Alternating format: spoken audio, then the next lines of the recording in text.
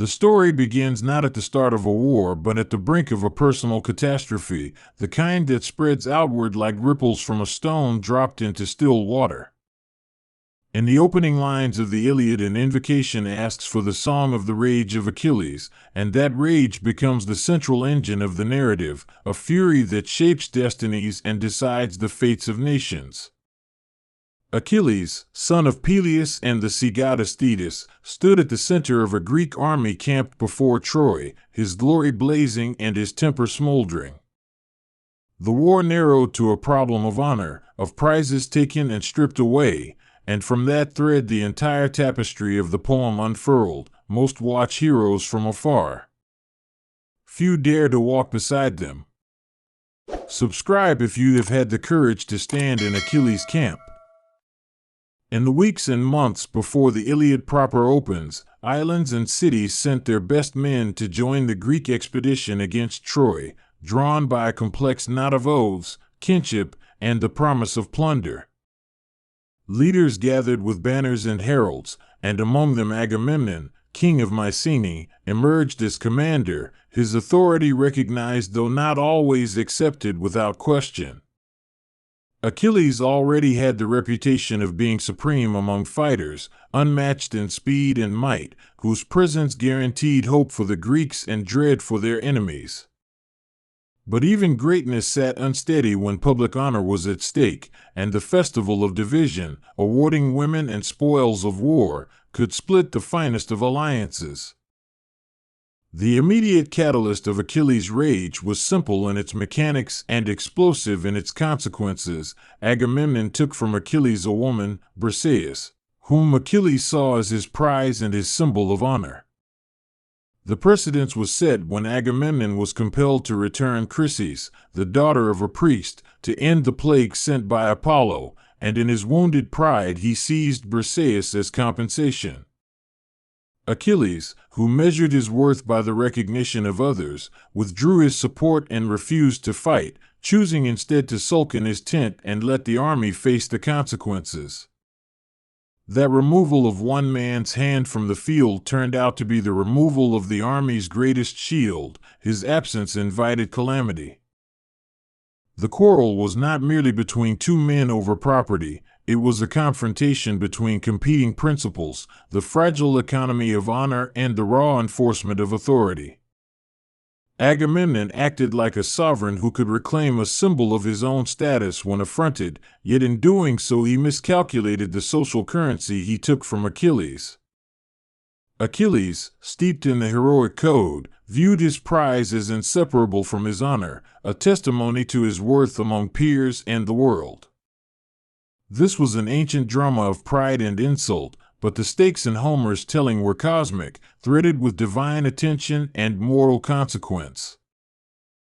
When Achilles withdrew from battle, the scene shifted from private fury to public disaster, and Homer allowed the consequences to swell in the imagination. Without its greatest warrior, the Greek cause faltered. Leaders who had seemed merely quarrelsome now felt urgent fear. The Trojans, led by Hector, who carried his own weight of pride and duty, felt the wind at their backs and pressed harder, testing the veins of the Greek defense. The war changed from an expected march on the city to a desperate fight for ships and survival, and the bitterness in Achilles' heart seeped into the teeth of the conflict. The poet lingered on consequences because Homer was not content with skirmish and spear alone. He watched how small moral failures could accumulate into catastrophe. The Greeks who had once marched with confidence found themselves near ruin, and their leaders moved from arrogance to supplication. Agamemnon, facing shame at the possibility of defeat, attempted to restore balance by offering rich compensations to Achilles, offers of captive women, wealth, and promise of honor. Yet the offers reached Achilles only as a late and inadequate attempt to reverse a fundamental injury, and the hero's pride and good sense both held him fast to his anger.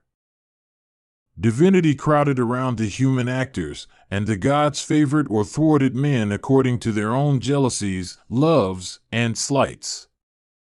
Thetis, Achilles' immortal mother, interceded with Zeus to tilt fate in favor of her son, and Zeus obligingly allowed the Trojans to have the upper hand so that the Greeks would feel the weight of Achilles' absence. This divine manipulation magnified the human quarrel into an archetypal struggle, making the personal political and the political existential.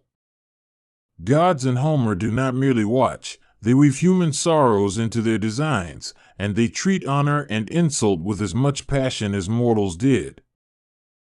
As the field turned increasingly to favor Troy, Homer lengthened the lens to show the cost of Achilles' withdrawal.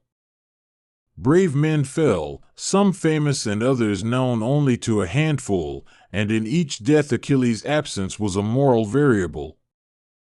Scenes of mourning and fury alternated with the clang of battle, and Homer made the reader feel both the personal tragedies and the collective peril.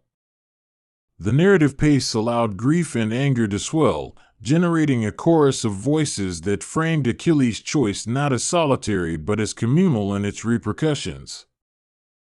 The seeds of conflict, however, did not confine themselves to that quarrel. Beneath the immediate cause lay deeper currents of social friction, the distribution of glory, the precariousness of commanders' authority, the expectations of loyalty from men who valued autonomy, and the volatile position of women as chattel and symbols of honor. Every time a prize was given or taken, the poem reminded listeners of an economy based on fame, shame, and compensation that could be easily disturbed. Homer reveled in showing how each act of injustice reverberated, how an insult sharp as a spear could fracture alliances. Homer also paid careful attention to friendship, especially the relationship between Achilles and Patroclus, which became the crucial hinge on which the narrative turned. Patroclus was not merely a companion but a mirror for Achilles, a man who embodied his better moods and his deeper humanity. When Patroclus begged Achilles to let him fight, to wear Achilles' armor and lead the Myrmidons into battle, it was an act born of desperate love and a wish to salvage what honor could be recovered. Achilles' consent, guarded and sorrowful, did not anticipate that sacrifice, Patroclus' death, would propel Achilles beyond wrath into a darker, unstoppable vengeance. The death of Patroclus converted Achilles' abstract rage into a targeted, hellish force. Homer choreographed the events so that grief sharpened into a single aim, the slaying of Hector, Troy's greatest defender, who had struck Patroclus down. Achilles' return to the field was monumental, his wrath now contained grief so vast it approached cosmic terror. His armor, forged by Hephaestus at his mother's behest, shone like a star, and as he moved through the ranks the very air seemed to change, making enemies retreat before his strides. Homer emphasized the transformation from sulking hero to avenging force, showing how grief transmutes honor into something like fate. The climactic duel between Achilles and Hector held the poem's moral center in a vice of image and meaning.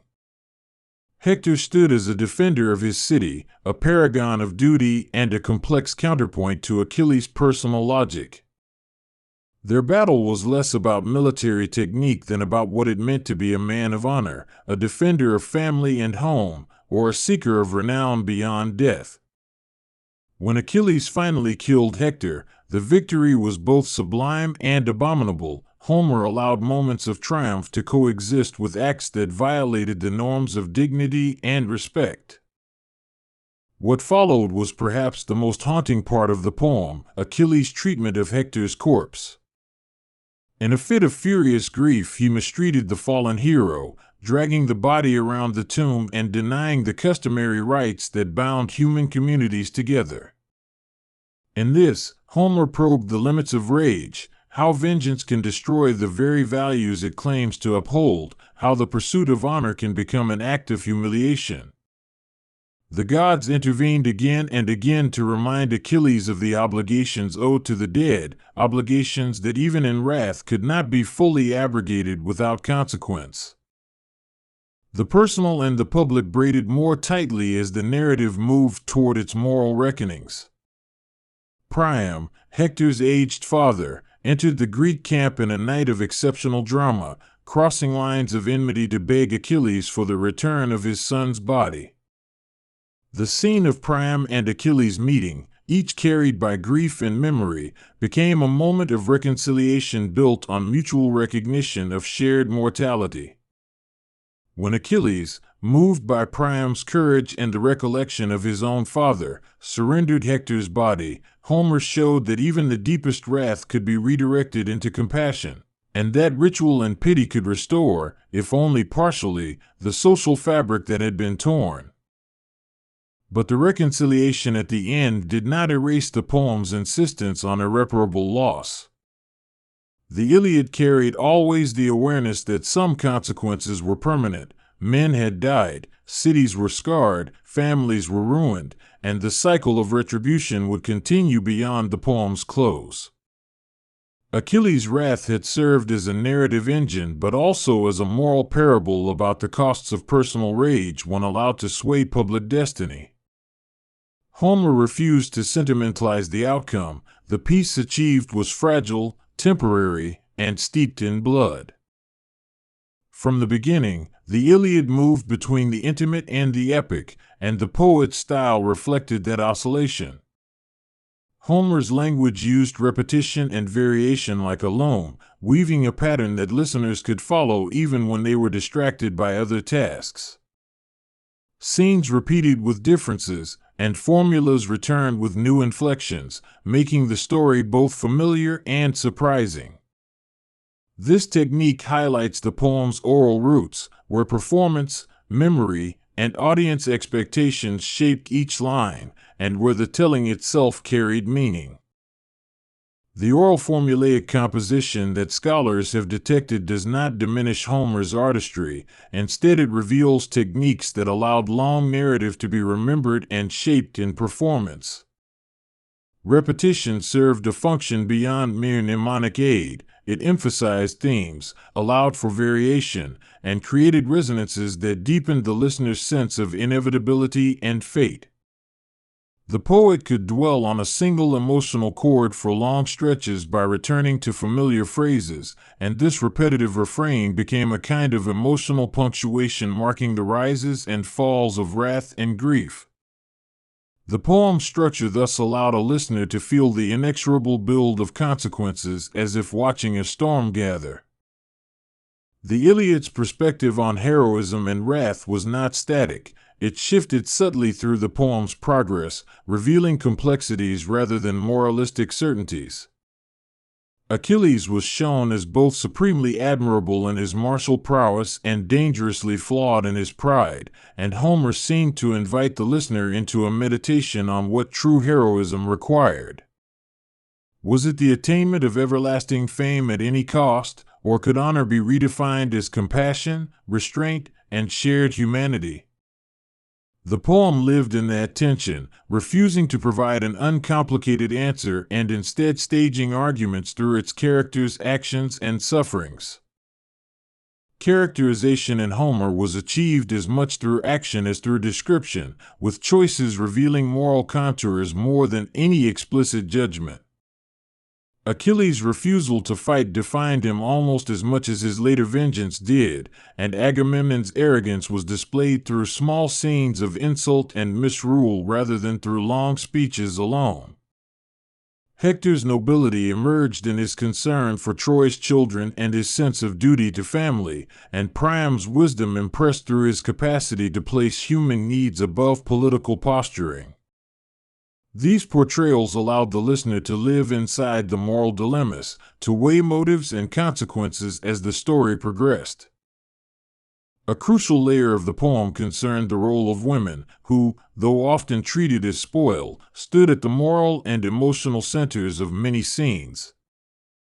Briseis, Chryseis, Andromache, and Helen each performed different narrative functions. They were prizes, pawns, mourners, or symbolic possessors of masculine honor. Homer showed how the exchange and loss of female captives could catalyze male conflict while also exposing the vulnerability of women whose voices were seldom given the space to speak. And when women did speak or act, as when Thetis intervened with Zeus or when Andromache laments the fate of Troy, their interventions carried great moral and emotional weight.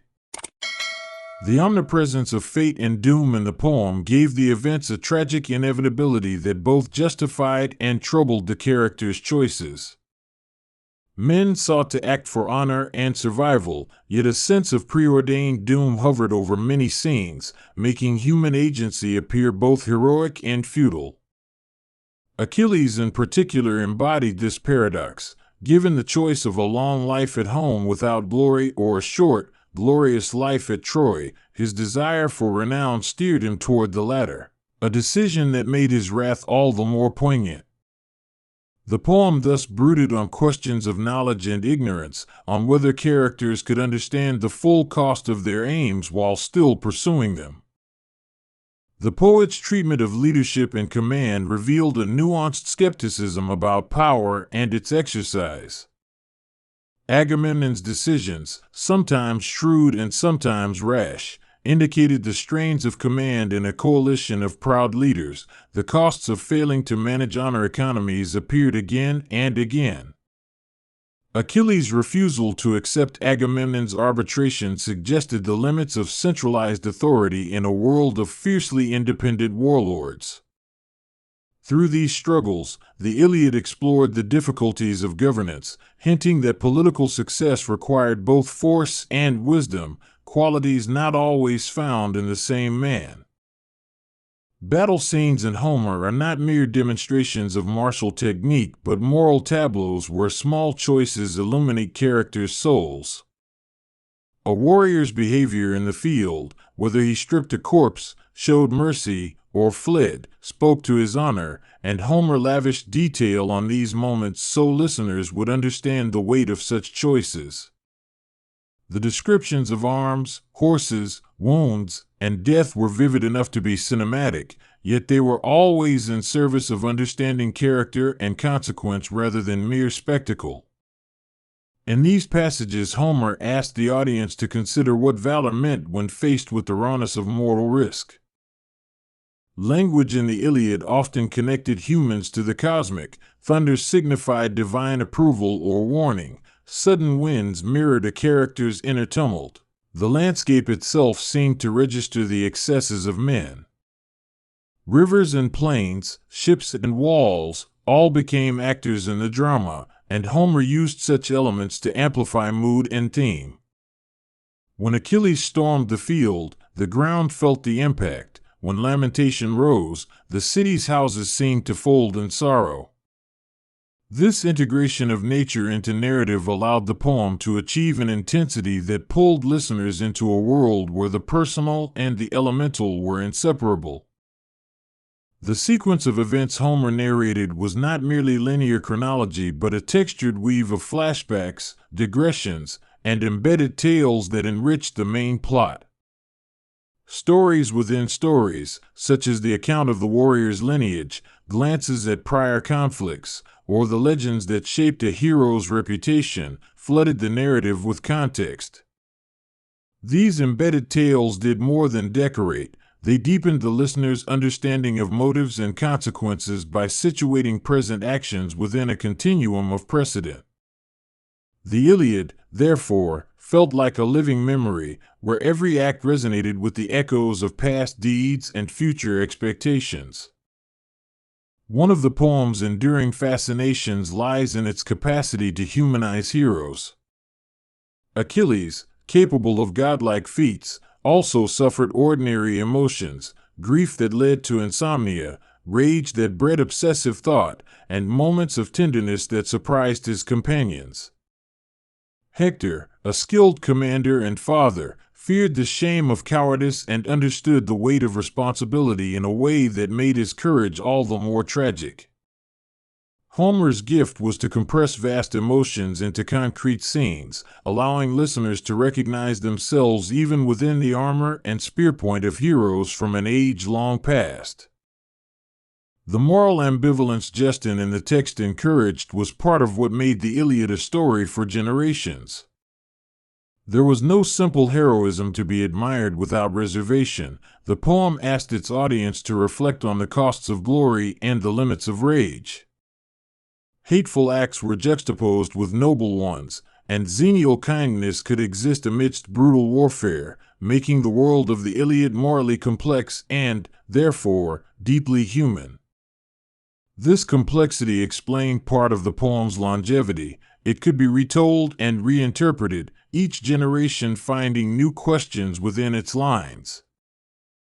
Beyond its internal moral universe, the Iliad also shaped real-world ideas about warfare, honor, and leadership for centuries. Ancient audiences heard in its verses a template for understanding aristocratic values and the ethics of war, with Achilles often functioning as the paradigmatic warrior whose choices set standards and warnings. The poem's language informed funeral rites, public speech, and even political advice, its myths interwove with civic identity. Over time, its characters became archetypes for poets, philosophers, and statesmen who drew on Homer to negotiate questions of courage, justice, and the human cost of ambition. The cultural afterlife of the Iliad extended into art and memory. Vase painters and later sculptors depicted scenes of Achilles and Hector, visualizing moments that Homer had made unforgettable. These images did not merely repeat the poem but reinterpreted it, focusing on gestures, faces, and the momentary details that made the underlying drama visible. Through each retelling, the poem's themes of honor and rage remained central, but artists and audiences shifted emphasis, sometimes glorifying the martial aspects, sometimes emphasizing sorrow and loss. In this way, the Iliad became both a text and a living archive of human responses to violence and memory. Achilles' wrath also provided a fertile ground for philosophical reflection. Thinkers from antiquity through modern times debated the poem's implications, whether Homer endorsed personal glory versus communal responsibility, and what his portrait of rage suggested about human nature. Plato, Aristotle, and later Stoic philosophers read Homer closely, drawing from the Iliad examples of virtue and vice. The poem's moral ambiguity made it particularly useful for philosophical discussion because it resisted simple moralization and instead offered complex cases that demanded judgment.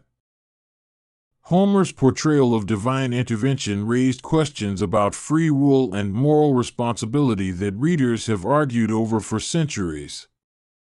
The gods often acted like magnified human passions, but their actions also shaped outcomes, sometimes making events feel predetermined. Listeners and later readers asked whether characters could be held morally accountable if the gods influenced their choices, and the text itself seemed aware of this tension, sometimes excusing human behavior as the product of divine whim and sometimes holding men responsible for their deliberate cruelty. The result was a nuanced moral cosmos in which personal pride and cosmic design collided. Stylistically, Homer's use of simile and extended comparison was remarkable in its capacity to translate martial intensity into ordinary images, allowing listeners to grasp the emotional and physical reality of battle in familiar terms.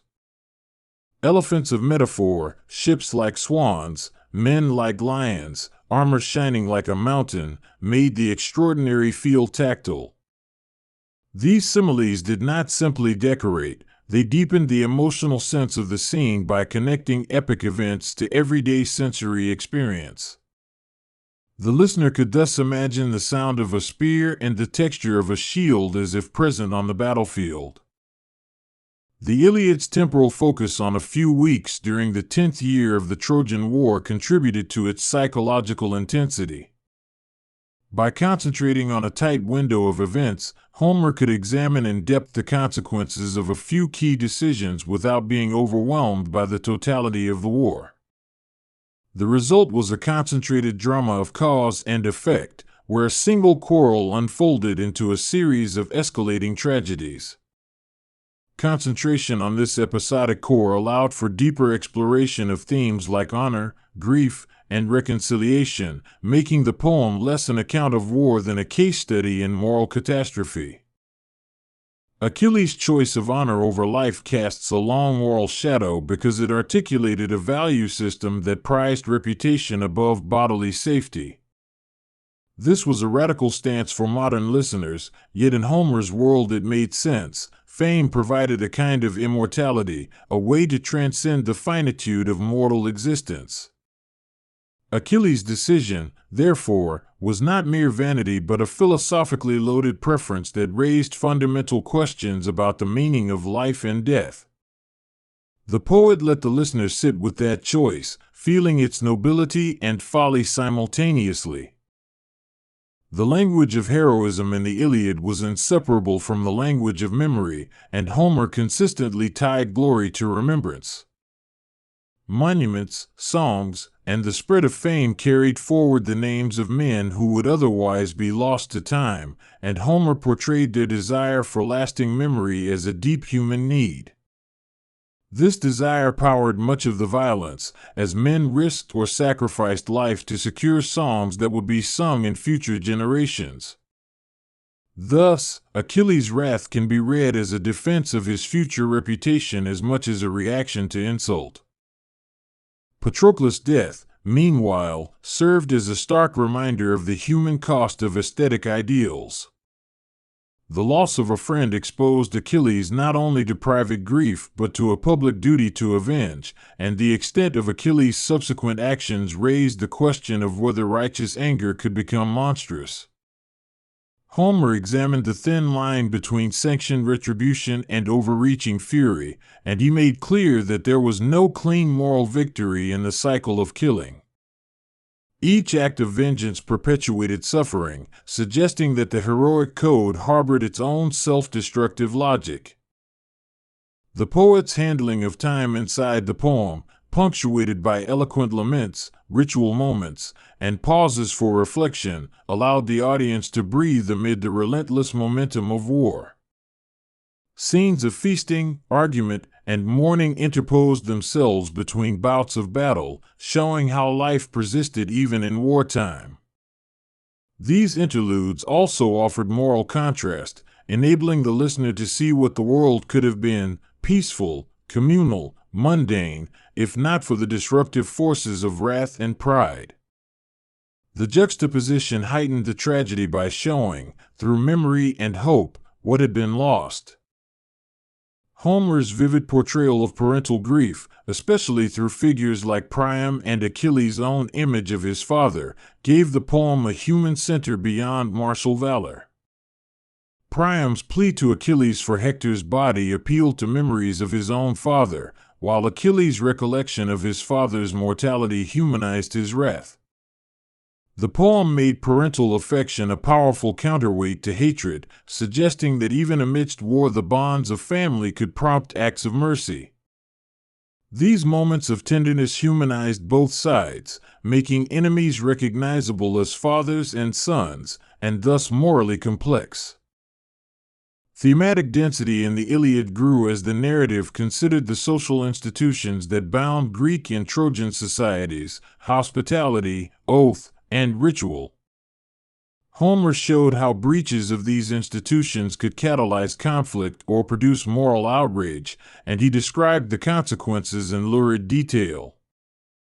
When a chief violated the expected norms, the ripple effects could be catastrophic, because such norms supported the social order. By linking private insult with institutional failure, the poem gave depth to the conflict, making it not merely personal but a breakdown of shared rules that kept communities functioning. Even minor characters received attention in Homer's narrative, and their fates contributed to the poem's moral texture. Young men who died obscure deaths, old captains whose wisdom was ignored, and women who watched sons and husbands march to doom all added layers of realism and pathos. There was no single vantage point from which the entire tragedy could be judged. Instead, Homer scattered perspectives across his cast so that the listener could assemble meaning from multiple angles. The chorus of human voices made the poem feel like a history lived by many, not the tale of a few larger-than-life figures. The Iliad's psychology of anger, in particular, became a subject of interest for later interpreters who wanted to diagnose Achilles' soul. Was his wrath a pathology or a principled stand? The poem allowed both readings by showing the nobility of certain impulses and the destructiveness of unchecked fury. Achilles' anger had internal coherence. He reacted to an immense insult in keeping with his code, but the external effects were catastrophic. Homer thus left room for doubt, compelling audiences to discern the line where justified indignation turned into ruinous obsession. Music and performance underpinned the poem's power in antiquity, where a rhapsode's telling could sway audiences through tone, gesture, and emphasis. The oral context meant that the Iliad was not simply read but experienced, and the emotional contour of Achilles' wrath would have been shaped by how a performer delivered the lines. The cadence of repeated phrases, the pause before a lament, the swelling of a battle sequence, these would have heightened the listener's engagement and made the poem a communal event. Understanding the poem's performance life adds another dimension to the way wrath and reconciliation were perceived by ancient audiences. Translations and retellings across centuries revealed how the Iliad's themes resonated differently in changing cultural climates. Medieval scribes preserved fragments and scholars debated lines, and Renaissance humanists rediscovered Homer with fresh eyes, often emphasizing different aspects: chivalry in one age, psychological insight in another. Modern translators further shaped Achilles for new audiences, some highlighting the poem's humanism, others its brutal realism. Each translation was thus an act of interpretation, revealing as much about the translator's era as about Homer's original poem. The impact of the Iliad on later epic poetry and tragedy was immense, as authors borrowed its form, themes, and motifs to craft new works. Virgil's Aeneid took on the memory of Troy and reimagined fate from a Roman perspective, while tragedians rendered the human cost of war and piety in their own idioms. The Iliad became a sourcebook of narrative strategies: how to present a duel, how to depict a funeral, how to use the gods as moral commentators. Its influence extended not to mere imitation but to a continuous dialogue with subsequent literary traditions that sought to think about honor and wrath anew. Modern scholarship added layers of critical perspective, from exploring the historical kernel behind the Trojan myth to analyzing the poem's composition and manuscript tradition. Archaeological finds at Isarlik, ancient Troy, fueled speculation about the poem's historical basis, and yet scholars remained mindful that the Iliad was always part history, part myth. Critical approaches shifted over time from philological concerns to broader questions about gender, violence, and cultural memory, and each method illuminated new facets of the poem's richness. The ongoing scholarly conversation demonstrated that the Iliad was not a closed artifact but an open-ended repository for inquiry. The poem's treatment of compassion and its limits offered one of its most enduring lessons: pity can exist even amid the most implacable rage, and such moments of mercy reveal the complexities of human morality. Achilles' willingness to return Hector's body did not erase his earlier cruelties, but it did show that grief could break through rage in ways that reordered moral priorities. Homer thus allowed redemption, however partial, suggesting that human communities could, if only briefly, restore the bonds that war tore apart. This oscillation between cruelty and compassion gave the poem a moral dynamism that resisted simple readings. Even as the Iliad dramatized the collapse of social order under wrath, it also paid attention to customs that attempted to repair that damage. The rites surrounding the burial of the dead, the exchange of gifts, and the formal pleas for mercy functioned as restorative rituals that acknowledged loss while attempting to restore dignity. Homer portrayed such customs as fragile but vital, and when they were honored, the poem suggested a pathway back from barbarism toward civility. The ritualized return of Hector's body thus served not only as an emotional climax but also as a moral corrective. The Iliad's narrative art lay in its refusal to let listeners walk away with tidy moral assurances. Instead, Homer invited a sustained reflection where every answer only prompted another question: can the pursuit of fame justify suffering? How much grief can a man bear before he becomes monstrous? Can ritual and pity repair the damage done by rage?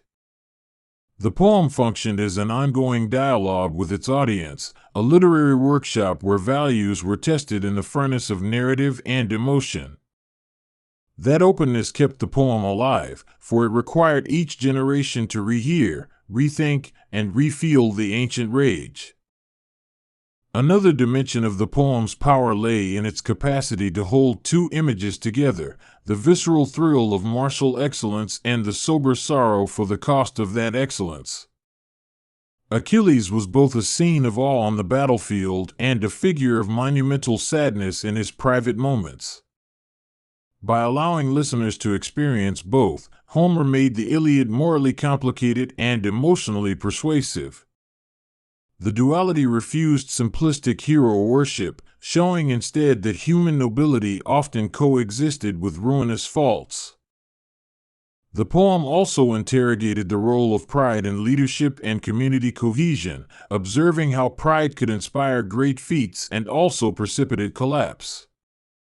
Leaders who prioritized honor above the common good could steer their people into disaster, and Homer displayed such outcomes without moralizing at a distance. Instead, he embedded his judgments in the consequences of actions, letting community suffering speak for itself. This method made the poem feel like a lived lesson rather than a sermon, a story that taught through example rather than pronouncement. The devastation of the Trojan field was not presented as senseless chaos, but rather as the cumulative outcome of numerous deliberate choices, many of them small and unexciting.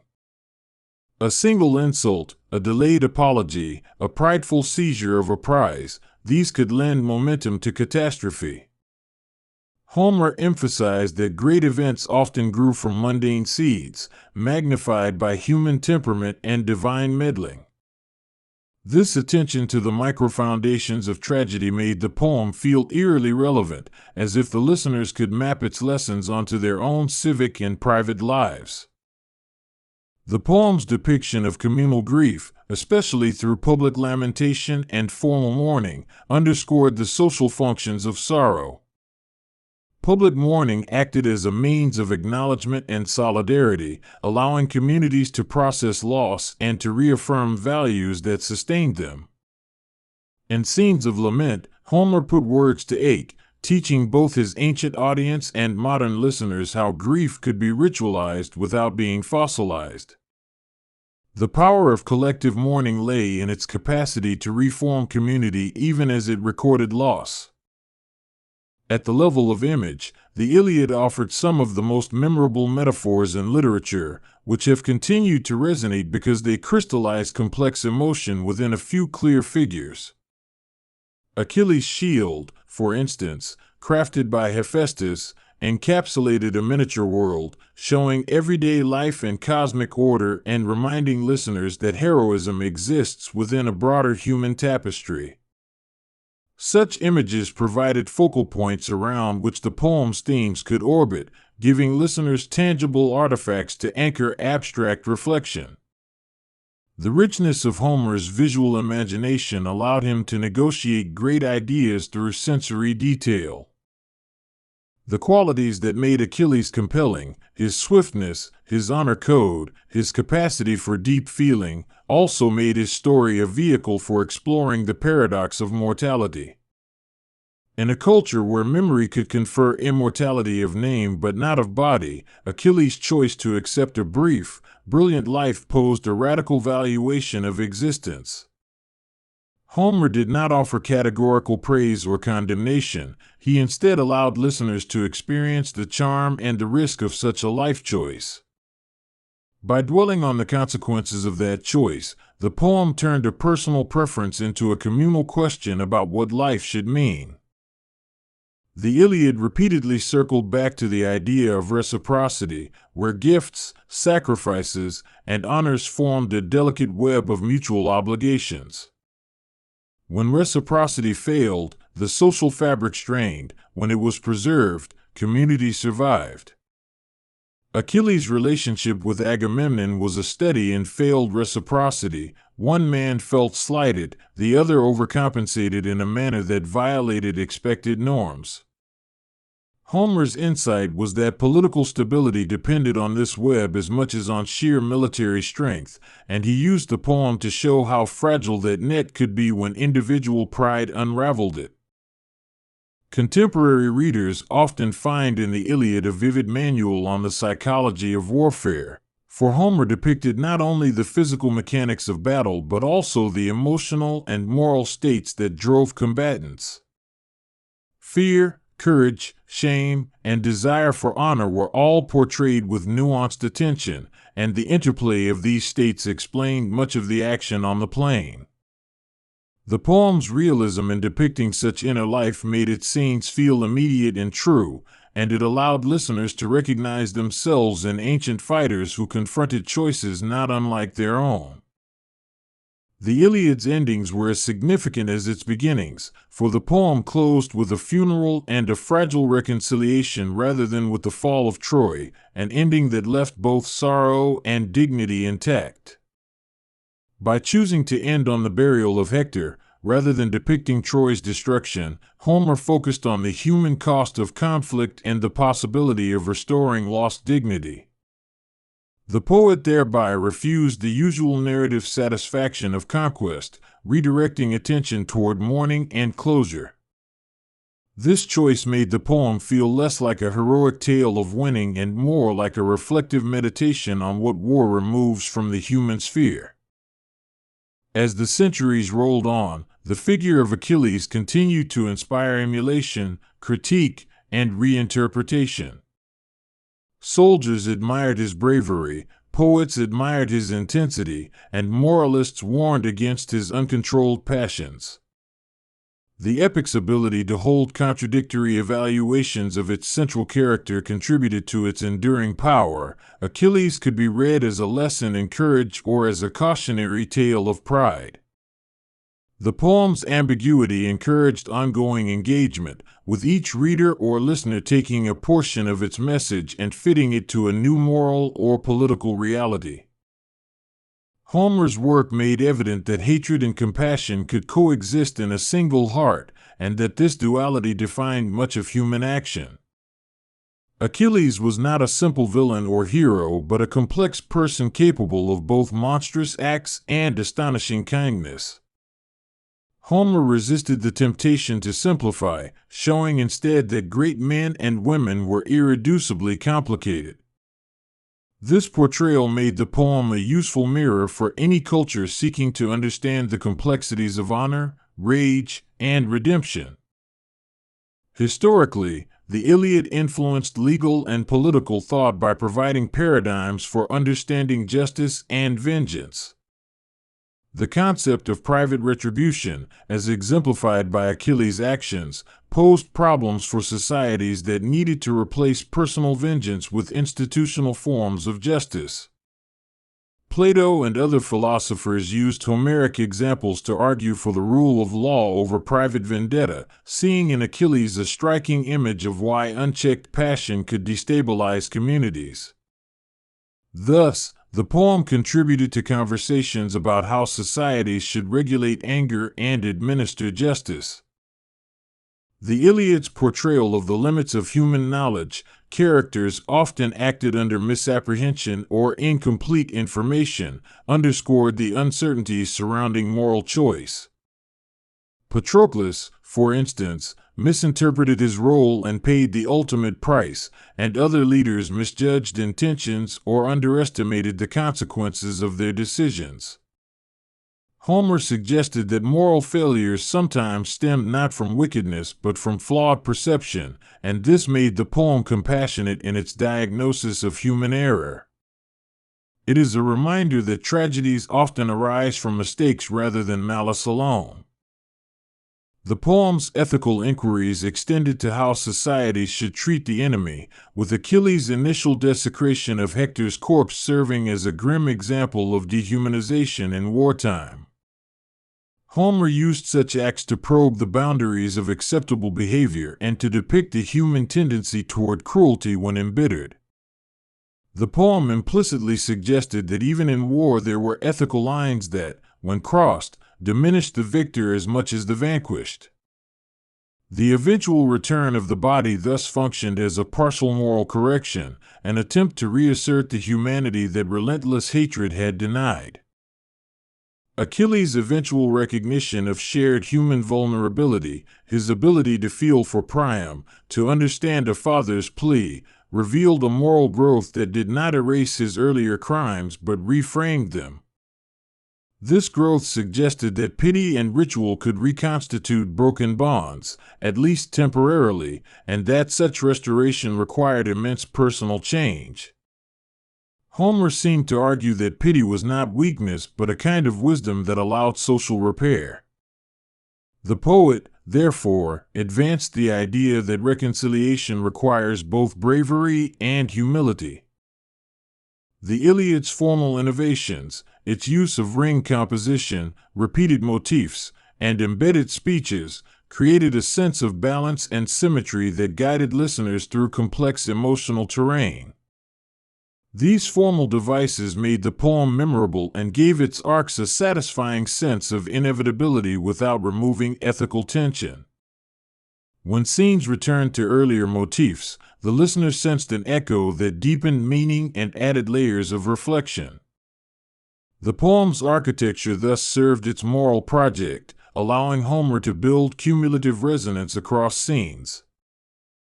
In thinking about the seeds of conflict, it is impossible to ignore the structural inequalities that set the stage for the quarrel, the distribution of honor, and the power dynamics among leaders and followers. Achilles' resentment was not solely personal but was embedded in a society where honor translated into tangible rewards and status. This structural context helps explain why a relatively small incident could have such terrible effects, because the social lattice that supported honor was fragile and easily unbalanced.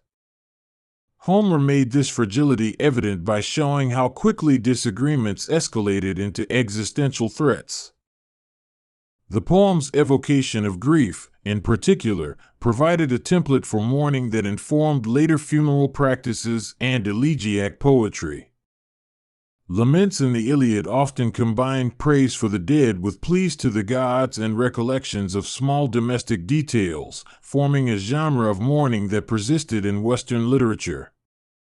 Such laments offered consolation that fused memory with ritual, demonstrating how language could anchor the dead in communal remembrance. Achilles' own mourning exemplified this function.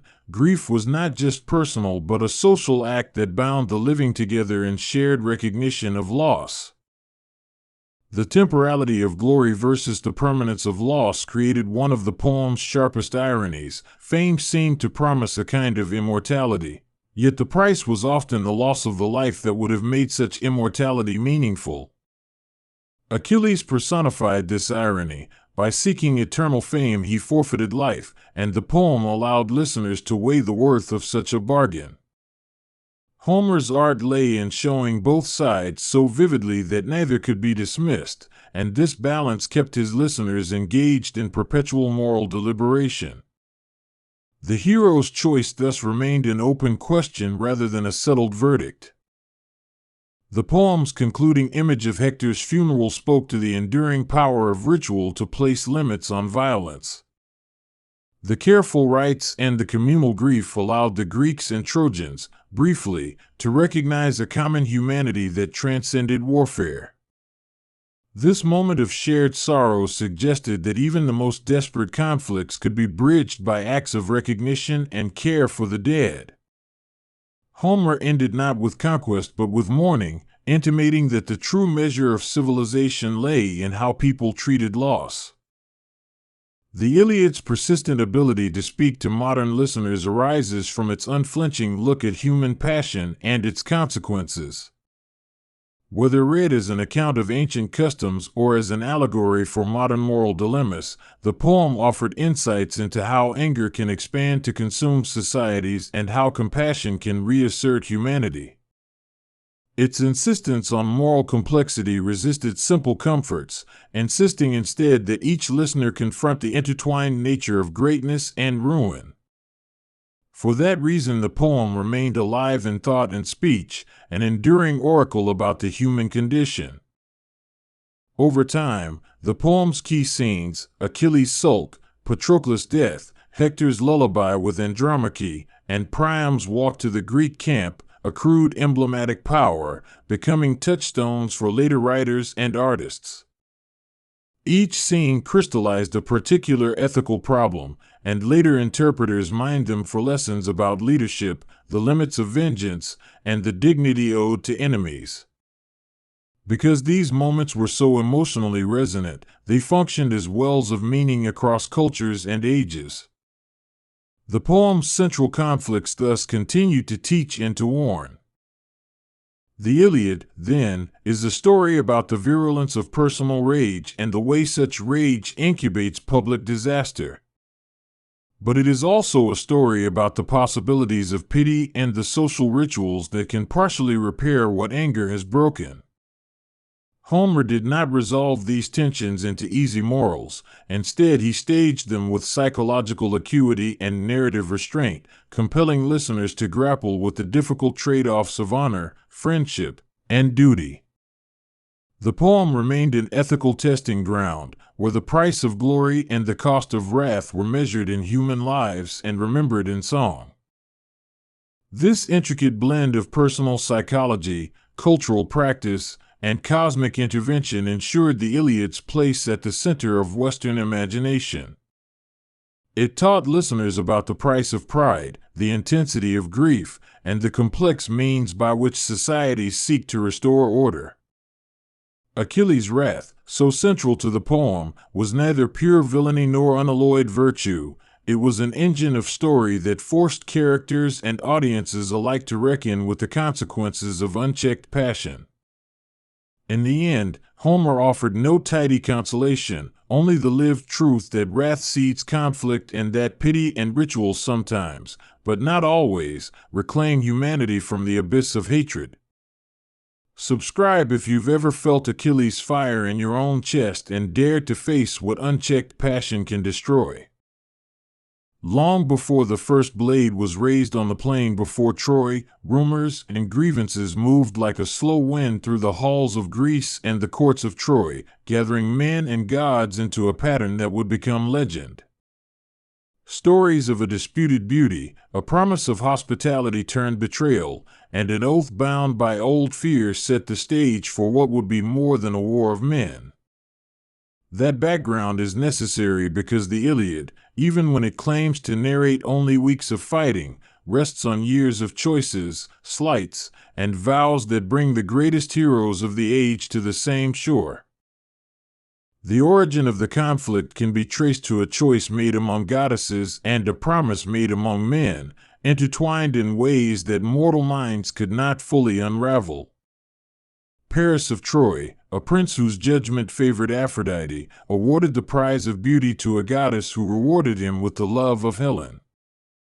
Helen left Sparta and Menelaus, and with her went an oath ancient as blood, given by suitors to defend the chosen husband of Helen and punish anyone who stole her from his bed. When Menelaus returned from the island where he had been robbed of his queen, he did not let the slight stand as a private shame. He turned to his brother Agamemnon, king of men, and to the network of leaders who looked to him as primus inter pares. Agamemnon saw in the recovery of Helen the chance to demonstrate his authority and to assemble a force that would remind every Greek ruler of the power of command. Word traveled across the Aegean then like a bell that called every man to his place, and the summons brought captains and kings from scattered coasts and isles. There were those whose reputations had been forged in raids and little wars, men who had tasted victory and men who sought it anew. Each answered in his own manner, some with reluctance, some with eagerness, because honor and obligation braided together with personal stakes and old debts. Achilles heard the call from Phthia, a young commander already famous for speed of foot and a temper as quick as his stride. He was the son of Peleus and the sea nymph Thetis, half mortal and half divine, raised with an expectation of glory that burned in him like a torch. The allure of honor and the promise of Cleos, the song of fame that survives the grave, pulled him toward the gathering even as omens and his mother's counsel set warnings in his ears. Odysseus, king of Ithaca and a man of circuitous wit, answered after weighing words and consequences. He came because cunning and cunning's results require opportunities to be tested. Nestor of Pylus, aged and experienced, left his household because wisdom is not a thing to be hoarded when the future of the Greeks is in the balance. Ajax and Diomedes, stout-hearted and armored men, rode to the ships with the look of men ready to measure themselves against the best of Troy. In the palace of Agamemnon at Mycenae, plans were spoken with the gravity of men whose decisions would be summed for generations. Lists were made not in ink but in memory, names of those who would command, of those who would lead their squadrons, of those who would bring their warriors across the water. The gathering was as much a meeting of temperaments as it was of arms. Pride and counsel clashed, and from that friction came arrangements that endured through insult and setback. The ships collected in a strip of sea where the tide and wind could be read like verses of a longer poem, and the sight of them together changed the look of the coastline. Masts creaked, sails were furled and unfurled in practice and impatience, and the hulls gleamed with an expectation that was almost audible. Men washed weapons, polished helmets, and recited names of fallen kin because memory shaped courage as much as metal did. Aulis, the staging place, was itself a theater of omens and speeches. Priests and sacrificial practices braided piety with military need until one could not tell whether prayer or strategy dominated that anxious space. The storm gods and the sea gods were consulted, and it was said that Artemis demanded a price for calm winds. Here the Greek unity became fragile, for religious obligation could not be sidestepped without cost. Agamemnon's arrogance and Achilles' pride were on a collision course before any blade met flesh. When the king seized Briseis, the captive woman given to Achilles, it was not merely a personal theft but a violation of a moral economy in which honor had been distributed and recognized. Achilles withdrew in anger, and his refusal to fight created a fissure that would shape the fortunes of the entire expedition. The tension between personal honor and collective purpose is the first great theme that swells in the Iliad's narrative, and it shows how fragile alliances are when they rest on reputation. Agamemnon feared the blow to his authority, Achilles feared the blow to his fame. The Greeks could assemble a fleet but could not so quickly assemble a unified will, and it was this division that Troy would exploit in the days to come. As the Greeks adjusted to the absence of their greatest warrior, counsels and speeches became instruments of motion and remedy. Nestor appealed to memory and to a shared past of victories to coax warriors back into the field. Odysseus, skillful in rhetoric, patchworked agreements and made plans to carry the war forward without Achilles. Each speech carried the scent of diplomacy because there was no battlefield where words were less necessary than at the moment before battle. The Trojans, in their walled city, received news like a drumbeat that grew louder with every messenger. Priam, the courteous but aging king, felt the weight of coming strife and the responsibility to protect his children and his people. Hector, his son and Troy's chief defender, moved with a gravity honed by love of home and by the keen sense of duty that would become the standard by which Homer measures the noblest actions. Hector's encounters within Troy are as important as any clash on the plain because they show the human costs of heroism. He kissed his son's head, spoke softly with his wife, and looked to his city walls as if they contained the entire world. Few can stand between a people and the chaos of war with that particular combination of tenderness and steel. Hector's presence bridged the private and the public in a way that turned him into the city's conscience. Gods moved like currents beneath the mortal drama, sometimes lifting men and sometimes sinking them, all according to rivalries that mirrored human passions. Zeus kept a skeptical balance, watching the conflict as if it were a sum of debts to be paid and favors to be rendered. Hera and Athena tended to the Greeks, while Aphrodite and Apollo inclined toward the Trojans, and their interventions shaped battles with capriciousness and intent. Trojan allies arrived in lines that were not homogeneous but motley, each contingent bringing its own leaders and quarrels to the larger battle.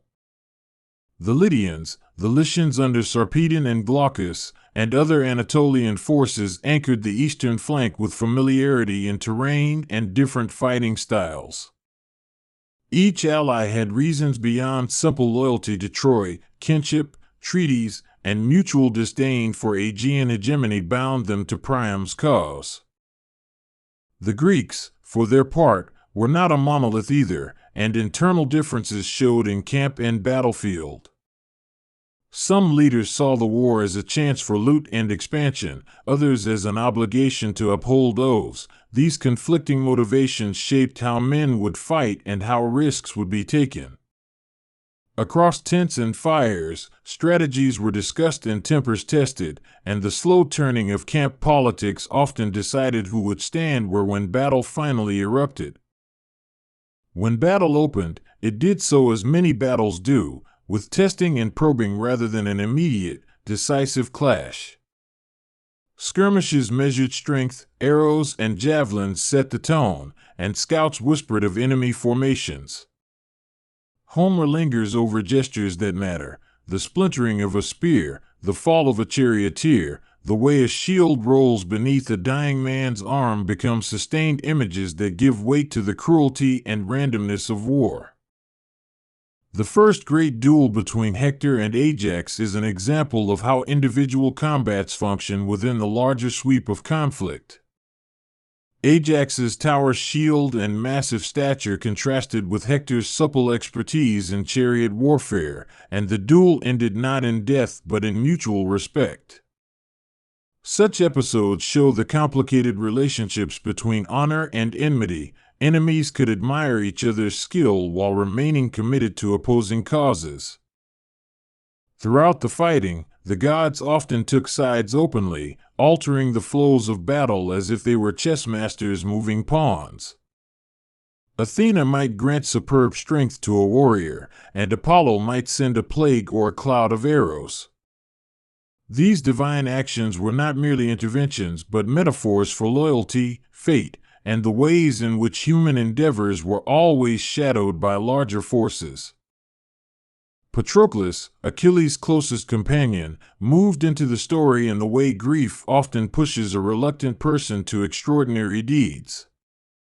Seeing the Greeks falter, he donned Achilles' armor and led the Myrmidons with a combination of sympathy and boldness that the army needed.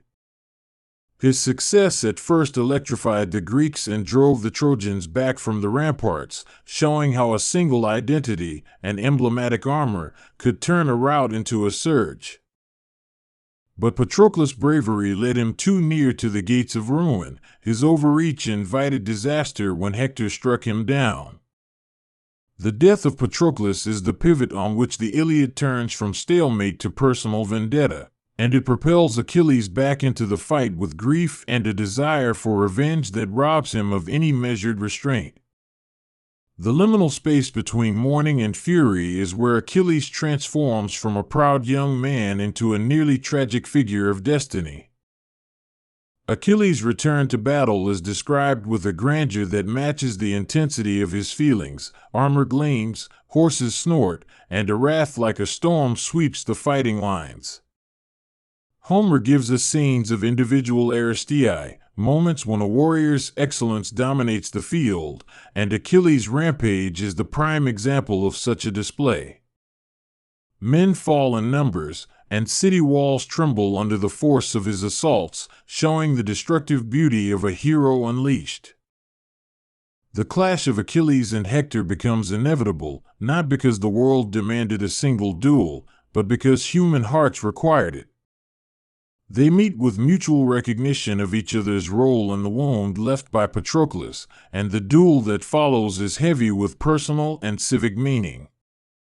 Their fight is not a mere contest of strength, but a collision of principles, the young warrior's need for vengeance and the defender's duty to shield his home. When Hector dies, the grief in Troy is like a tide that covers every household and street. Priam's lamentations are agony spoken aloud, and the city's mourners become part of the poem's deepest moral register. In the Greek camp, Achilles drags Hector's body around Patroclus' tomb in a scene that mixes triumph and cruelty, and even here there is a recognition that such actions bear cost, that victory has a harsh ledger. The gods do not allow the desecration to continue forever. Divine interventions and human supplications recalibrate the narrative toward a form of closure. Priam takes what bravery and cunning are left to him and goes to Achilles' tent at night to ransom his son's body. That meeting between an old king and a young victor is one of the Iliad's most poignant scenes, where pity and shared mortality soften the rigid outlines of enmity. Priam's plea to Achilles is not only a father's cry but a political act that restores some measure of humanity between enemies. Achilles remembers his own father and the fragility of life, and in that memory mercy's door opens. He allows Hector's body to be returned and honors the rites that a parent must enact, a gesture that highlights how ritual and compassion remain necessary even amid ruin. The funeral of Hector summons the city into a ritual of closure, one that is elaborate and public because grief must be made visible to be true. Troy prepares pyres and laments with organized intensity, women tear their hair, men erect stakes, and the city seems for a moment unified in sorrow. Homer lingers on the specifics because the process of mourning is itself part of the cultural armor Troy must wear to survive loss. After Hector's death and burial, the poem's temporal frame draws near to its end, but the consequences roll outward like waves. The immediate conflict does not simply vanish, it sets in motion the subsequent cycles of vengeance, wandering, and the eventual fall of city and home. The Iliad leaves certain things unspoken, Odysseus' wanderings, the sack of Troy, yet those later events are shadowed by the poem's concentrated rage and restraint. To understand the gathering of heroes, one must also understand the lesser-known figures whose actions ripple through the narrative. There are captains who manage supply lines, heralds who keep communication across tents, women who preserve memory and lineage, and priests who negotiate between mortal desire and divine will. Homer is attentive to these details because they remind a listener that war is fought not only by champions but by networks of care and obligation. In the hours before dawn, when armor is checked and last-minute prayers are bent to urgent gods, there is a scene of quiet anxiety that recurs in the poem. Men tighten straps and readjust helmets while their thoughts drift to homes and the small pleasures of peace. Such moments are tiny interludes that make the thunder of battle more audible, for listeners can imagine the hand that smooths a father's hair or the small laugh shared before a march. The ships themselves are almost characters in the narrative, creaking and shifting, spaces where conversation and planning happen and where fear sits like a passenger beside each warrior. Homer spends time describing their keels, their oars, the way water glides and foams, embedding a sense of place and movement that ties the actors to the sea as much as to the battlefield. This maritime texture is important because the war is not only a land war, it is a crossing, an expedition that brings disparate polities together under a banner that is loosely held. When armies array on the plain, they do so with a kind of choreography, shields and spears forming a living mosaic of intent. Chariots thunder, infantry stand in ranks, and the air is briefed with the sense that history is being made in slow, repetitive gestures.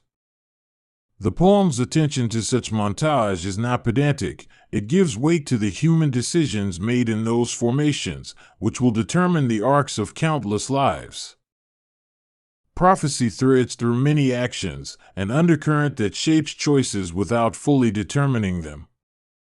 Seers and omens exist in Homeric world as partial knowledge, a lens that clarifies some things and blinds to others. When a prophet speaks of doom or victory, men do not obey like automatons. They argue, doubt, and sometimes act against what they know, because courage and pride have their own logic. Leadership is another constant theme. What does it mean to command men whose fates are uncertain and whose loyalties are thinly held? Agamemnon's rule is a study in how authority can be both celebrated and resented. Achilles' reluctance to accept command structures shows the limits of power based on lineage and force. His greatness is not friendly to subordination, and that contradiction is the source of tragic motion. Dialogue in the poem often carries as much weight as action, for the way words frame reality in Homeric culture. Oaths, boasts, rebukes, and consolations are instruments that shape fate as surely as spear thrusts. A well-placed insult can split an army, and a well-timed counsel can turn a rout into a stand. This is why councils on ships and in tents are as dramatic as the scenes on the plain. The role of women in the Iliad, though often indirect in terms of arm-bearing, is crucial to the war's moral architecture. Helen's presence is a cause and a symbol. Briseis' captivity and the arguments it evokes about distribution of honor reveal how women's fates are intertwined with male identities. Mothers and wives tend wounds, pray to gods, and serve as reminders of what men fight for and what they might lose, making the domestic sphere a moral compass within the epic. Homer spends time on the costumes of battle because armor is not merely functional, it is an emblem of identity. Shields are emblazoned with symbols that tell stories, and helmets are fitted with plumes so that men can be seen and remembered. The famous description of Achilles' new shield is itself a microcosm of the world, a universe made of metal where scenes of farming and courtship and city life are frozen in an image that promises what the hero fights to preserve. The psychology of fear and courage is another thread Homer weaves with delicate hands. Men who seem most fearless have nights of shaking. Those who survive in battle often do so because they have learned to keep fear from spreading. Fear is described as a thing with teeth that nips at the heels of ranks, and courage is presented as an act often born out of necessity and a sense of duty more than mere bravado. Chariot warfare gives the Iliad its particular rhythm, a back-and-forth movement of charges and withdrawals where the true danger lies not always in the front but in the spaces where formations break down. Men fall from wheels, horses flail, and charioteers become targets when the iron of organized lines meets the looseness of individual valor.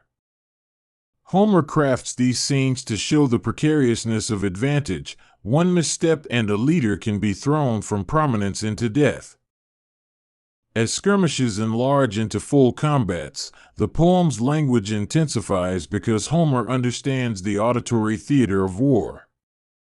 The clang of bronze and the cry of men are rendered in audible detail so the listener can imagine not only the sight but the soundscape. This oral emphasis is fitting for an oral poem, for its primary mode of survival is through mouth and ear, a fact Homer builds into every description of a battlefield's music. Priam and Hecuba's worry is not merely paternal, it is political and domestic at once, since in ancient cities rulers are caretakers of continuity. Their appeals, their offerings, and their failures are part of how the city judges its rulers.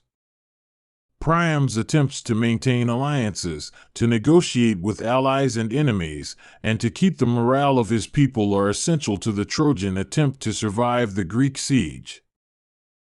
Allies on both sides often quarrel and make peace in ways that feel opportunistic and human. Hector must negotiate with different chieftains, some of whom covet glory and others who fear it. That balancing act adds to the tragedy because leadership demands the sacrifice of personal preference for the group's survival, and where such sacrifices do not happen, catastrophe is never far away. The siege mentality in Troy creates moments of civic solidarity where the ordinary becomes extraordinary. Craftsmen fashion arms, women weave garments for the men, and young boys are assigned to call out the wall's repairs. These acts are small and domestic in scale but cosmic in importance, for the survival of a city often rests on these seemingly minor labors that sustain a people's ability to fight and mourn. Within the Greek camp, tales circulate and reputations grow in the mouths of soldiers who have seen little else. Stories of a man's arrow taking down a captain or a charioteer leaping a trench are told and retold until the figures of men and the mark of their deeds blend into a communal identity. This process of magnification is important because the Iliad is as much about how communities remember deeds as it is about the deeds themselves. Medicine and healing exist alongside violence in the camps, a counterpoint that Homer captures with an honest tenderness. Army surgeons bind wounds, herbs are ground and applied, and fathers weep for sons whom no salve can fix. These scenes remind the listener that war's aggregate statistics of death are lived fully in distinct and irreplaceable relationships. Every casualty is a private collapse. The poem is also a study of argument and reconciliation on micro and macro scales. Arguments between leaders, the grappling for honors, and the settlements reached at council all show how fragile unity is and how necessary compromise becomes. The Greeks' inability to reconcile quickly with Achilles' prolonged suffering, demonstrating how pride costs more than it wins. Divine favoritism shifts the uneven balance of human planning in unpredictable ways, and when the gods appear, they do so with personality as sharp as any human's. Athena spurs Diomedes to heroic action in one scene, making him see gods in a way few mortals can, while Apollo sends plagues and strengthens the hand of Hector. The motif is constant: immortals meddle, and mortals must live with the consequences. One cannot understand the Iliad's battles without seeing how honor is doled out through ritualized gifts and public recognition. Warriors expect their deeds to be witnessed and spoken of in the assembly. When such recognition is withheld, as in Achilles' quarrel with Agamemnon, resentment grows. The distribution of prizes thus becomes a kind of political economy of respect that determines alliances and animosities in equal measure. On the plains, the back and forth of combat reveals an ecology of strategy where logistics and morale are as decisive as any spear. Supply lines, the fatigue of oarsmen, the weather on any given day, and the condition of horses all tilt outcomes. The poem's awareness of such practicalities keeps it from romanticizing war entirely. Glory costs much in sweat and wear, and Homer never lets the listener forget that. Among the Greeks, the Myrmidons stand out as Achilles' special contingent, men bound to him not only by oath but by a sense of kinship and devotion. Their appearance on the battlefield is like the arrival of a storm, coordinated and terrible in its reach. This loyalty complicates the moral geometry of the war because it shows how personal attachment to a leader can become a deciding factor, and such attachments can both save and doom communities. Beasts of burden and horses receive attention because their fate is bound to human plans. Horses are described with affection and detail, each having personality and a relationship to its rider. Charioteers coax and punish them, and the success of maneuvers often rests on how well animals and men move together. This human-animal partnership widens the poem's field of concern beyond human heroics to include the lives of creatures pressed into service. Siege tactics in the Iliad are not overwhelmingly technical, yet the poem shows how persistence and attrition are important strategies. Walls are battered not always by battering rams, but by patient pressure, night raids, and the slow sapping of morale. Trojans hold in the face of the Greeks' sustained attention, and in that endurance Homer finds a form of nobility that complicates victory's luster. The role of ambassadors and envoys is significant because words, at times, accomplish what steel cannot. Diplomacy and the exchange of hostages or gifts frequently appear as tools for shortening conflict or preserving face. Priam's mission to Achilles is the ultimate instance of diplomacy's power, where supplication changes the course of an enmity long thought unbridgeable. Even as great battles rage, there are scenes of banter and laughter that remind the listener of what is at stake in so many small joys. Young men tease each other about loves, old men reminisce about youthful follies, and such moments give depth to characters who might otherwise be reduced to mere fighting machines. The juxtaposition of humor and horror intensifies the tragedy because it makes losses more personal. The poem's pacing is mindful of the need to slow for interior scenes and quicken for the clang of arms. Homer alternates between long catalogues of ships and tender domestic moments with a craft probably suited for oral recitation. This alternation is part of the Iliad's power. It allows a listener to recover from the shock of battle with scenes of preparation, lament, or memory, much like a person catching his breath between exertions. Memory in the Iliad acts like a moral ledger that characters consult when making decisions, and remembering past favors or slights often determines present choices. Nestor, the elder statesman, is a repository of such memory. He urges and rebukes by invoking past deeds and the lessons that follow. This moral pedagogy is part of the poem's social fabric. Communities survive by remembering properly and by acting according to those remembered standards. Homer's language makes the landscape itself a participant in the war. Mountains, rivers, and plains are not indifferent backdrops, but actors that affect strategy and mood. Rivers, for instance, can become places of refuge or traps, and when men drown or are carried away by currents, the river becomes a judge of human overreach. Besides the great names, there are small heroes who deserve remembrance because they give texture to the battlefield. A shepherd turned spear carrier, a boy who takes up his father's sword, a charioteer who stands in for a fallen leader, each of these figures grows from anonymous bravery into stories that might be told at campfires. Homer shows care for them because the poem itself rests on the idea that human worth is not solely tied to kingly blood. Piety in the Iliad is pragmatic and effective. Sacrifices are offered, vows are made, and rituals determine access to divine favor. Priests recite names and carry offerings, and men hope that such acts will tip the balance. Yet the gods do not act like accountants. They are interested in narratives and loyalties and reward or punish in ways consistent with their personalities rather than any impartial standard of justice. Armor forged by smiths like Hephaestus is described with reverence because making weapons and shields is a craft that participates in the poem's moral and aesthetic economy. Hephaestus' creations are not mere tools, They are artifacts of culture, carrying images and meanings that outlast the men who wield them. The famous shield of Achilles, crafted with scenes of life and war, becomes a vision of the world in miniature and saturates the poem with symbolic density. In recounting diplomacy and rivalry, the poem often returns to the principle that speech itself can be a weapon.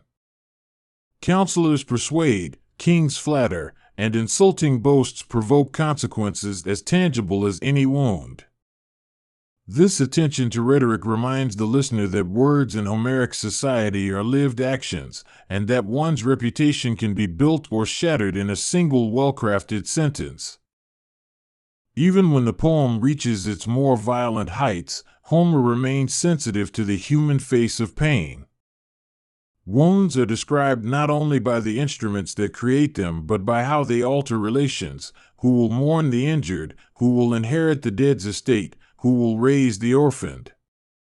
These details give the poem a moral weight that frames battles not as heroic theater, but as choices that carry real moral responsibility. The Greek internal politics do not resolve simply in victory or defeat. They are subject to cycles of envy, coalition, and betrayal that complicate any straightforward narrative. Agamemnon's authority is always precarious, and men like Odysseus exploit speech and cunning to manage coalitions. This political realism prevents the poem from simplifying the Greeks into an immutable block and shows the messy reality of coalitions made up of proud, independent leaders. On the Trojan side, alliances are held together by choral forms of kinship and the personal force of leaders like Hector. His charisma is not merely martial but civic. He binds the city's energies with a sense of purpose. Without him, Troy shows how quickly morale can fray because he stands as the personification of the city's hope and own ability to resist. The recurring motif of the hero's choice between long life and short, glorious life haunts several figures. Achilles understands, even as he rages, that his path offers either an early death with lasting fame or a long, quiet life unmarked by song. This dilemma gives the poem a philosophical angle. Glory is alluring but costly, and the poem's youngest characters make choices that set the terms of their memory. Battlefield funerary rites are given elaborate attention because the proper burial becomes a sacred duty that defines civilization itself.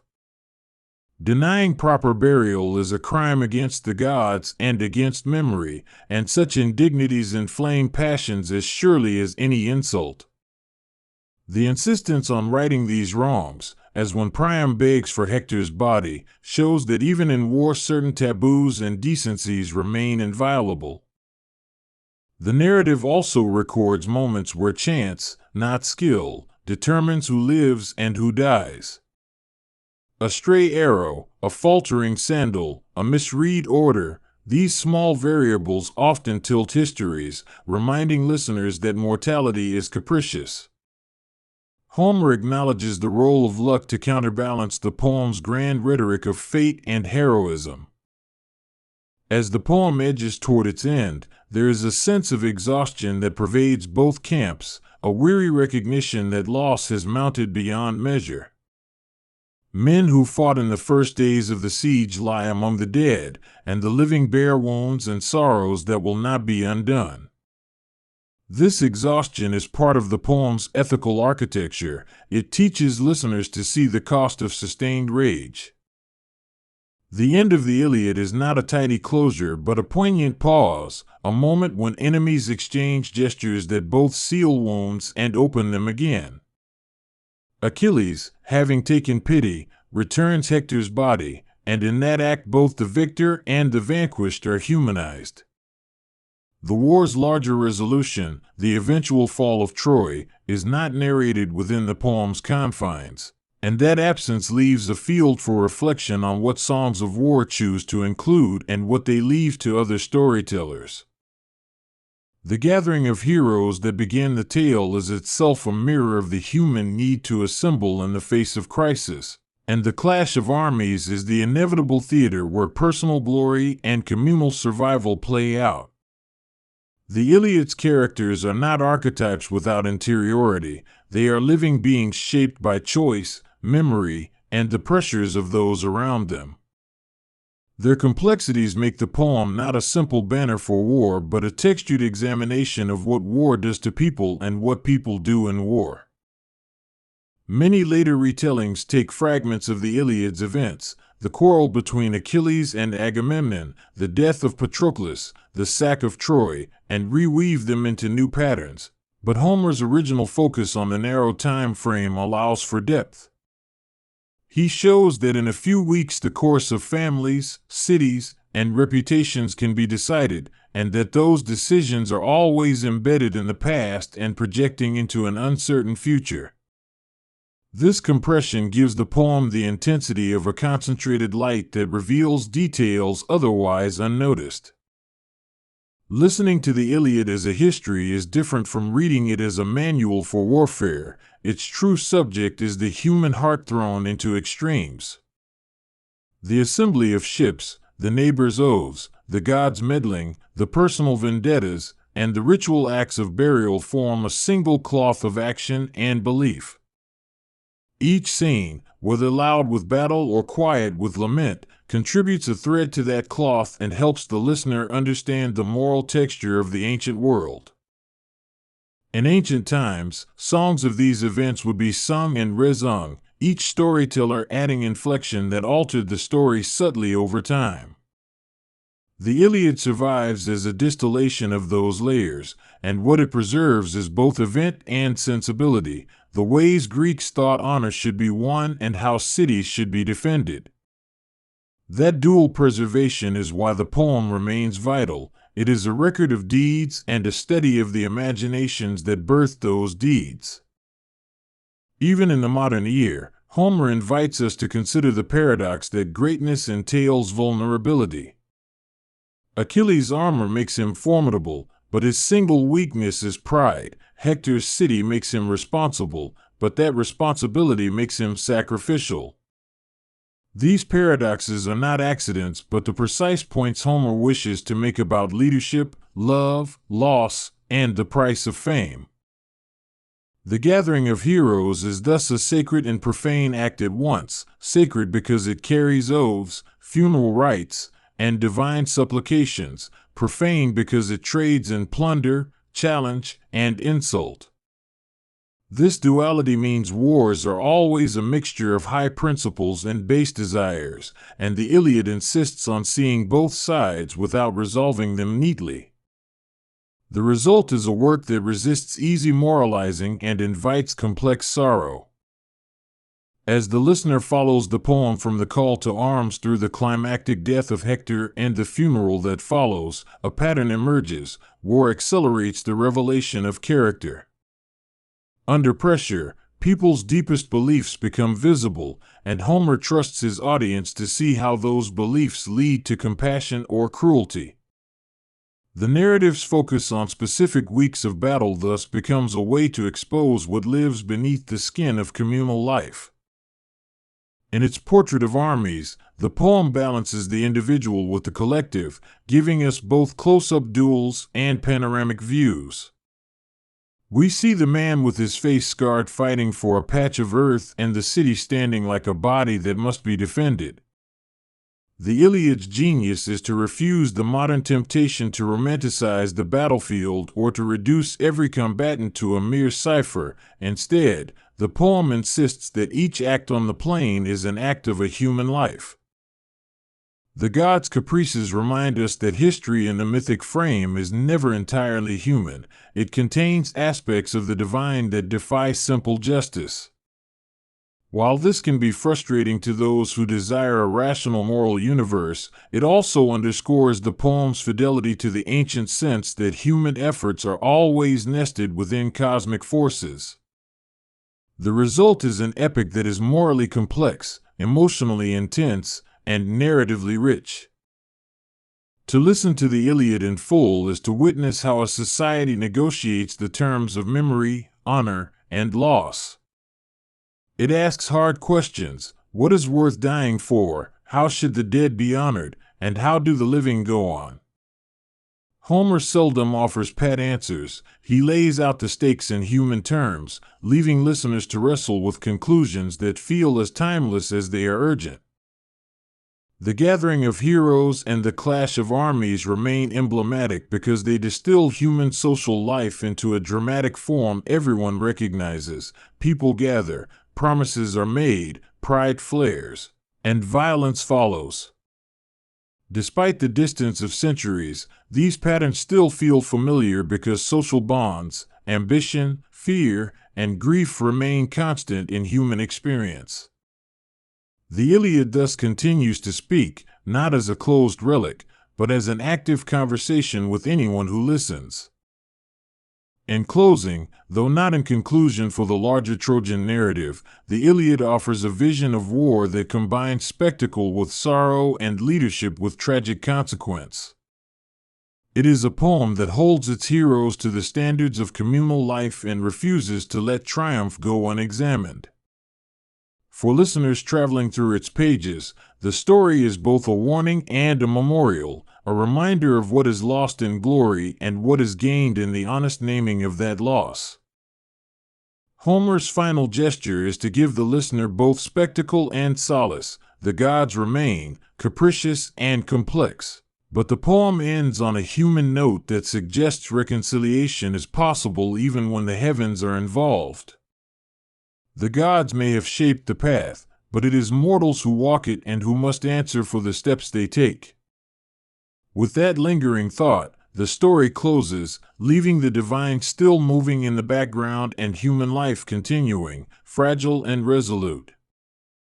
Imagine, for a moment, stepping into a world of dust and banners, of bronze and blood, where the horizon is marked by a city's walls and by the silhouettes of ships at anchor. In that world, two destinies intersect, a warrior known for pride and rage, and a prince whose courage is matched only by his loyalty to home and family. The Iliad, Homer's great song, frames its tragedy around these figures, but above all it is the story of Hector, Troy's champion, whose life and death shaped the fall of a city and the sorrow of nations. This is not merely a tale of battles, it is an intimate portrait of loss, honor, and the slow unraveling of human ties beneath the indifferent gaze of gods.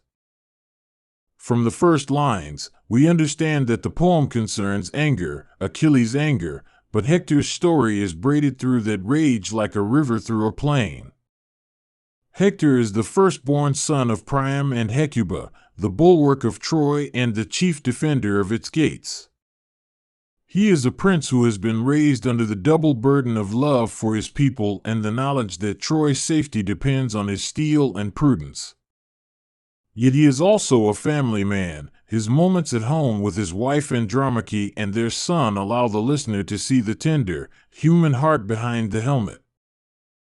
Hector's life unfolds against the backdrop of a war that began with Paris, his younger brother, carrying Helen from Sparta to Troy. That act, born of passion and folly, becomes the spark in a tinderbox of promises and old feuds. Men swear oaths and oaths are broken, gods take sides, and fleets gather to retrieve what one man stole. From the outset, the conflict feels both cosmic and intimate. It is a struggle between honor and desire, between the private sins of individuals and the public costs that follow.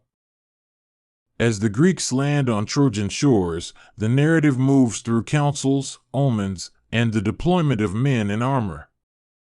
Hector emerges as commander on the ramparts, the steadia in the chaos of war.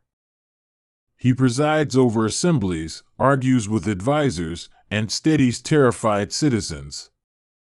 For Hector, warfare is not merely glory, it is a duty to protect hearth and family, a civic sacrament more binding than any personal longing.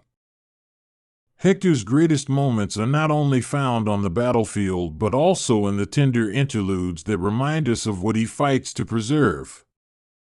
In the famous scene with Andromache, he stands at the gate and speaks of fate, of shame, and of a son who will be fatherless if Troy should fall.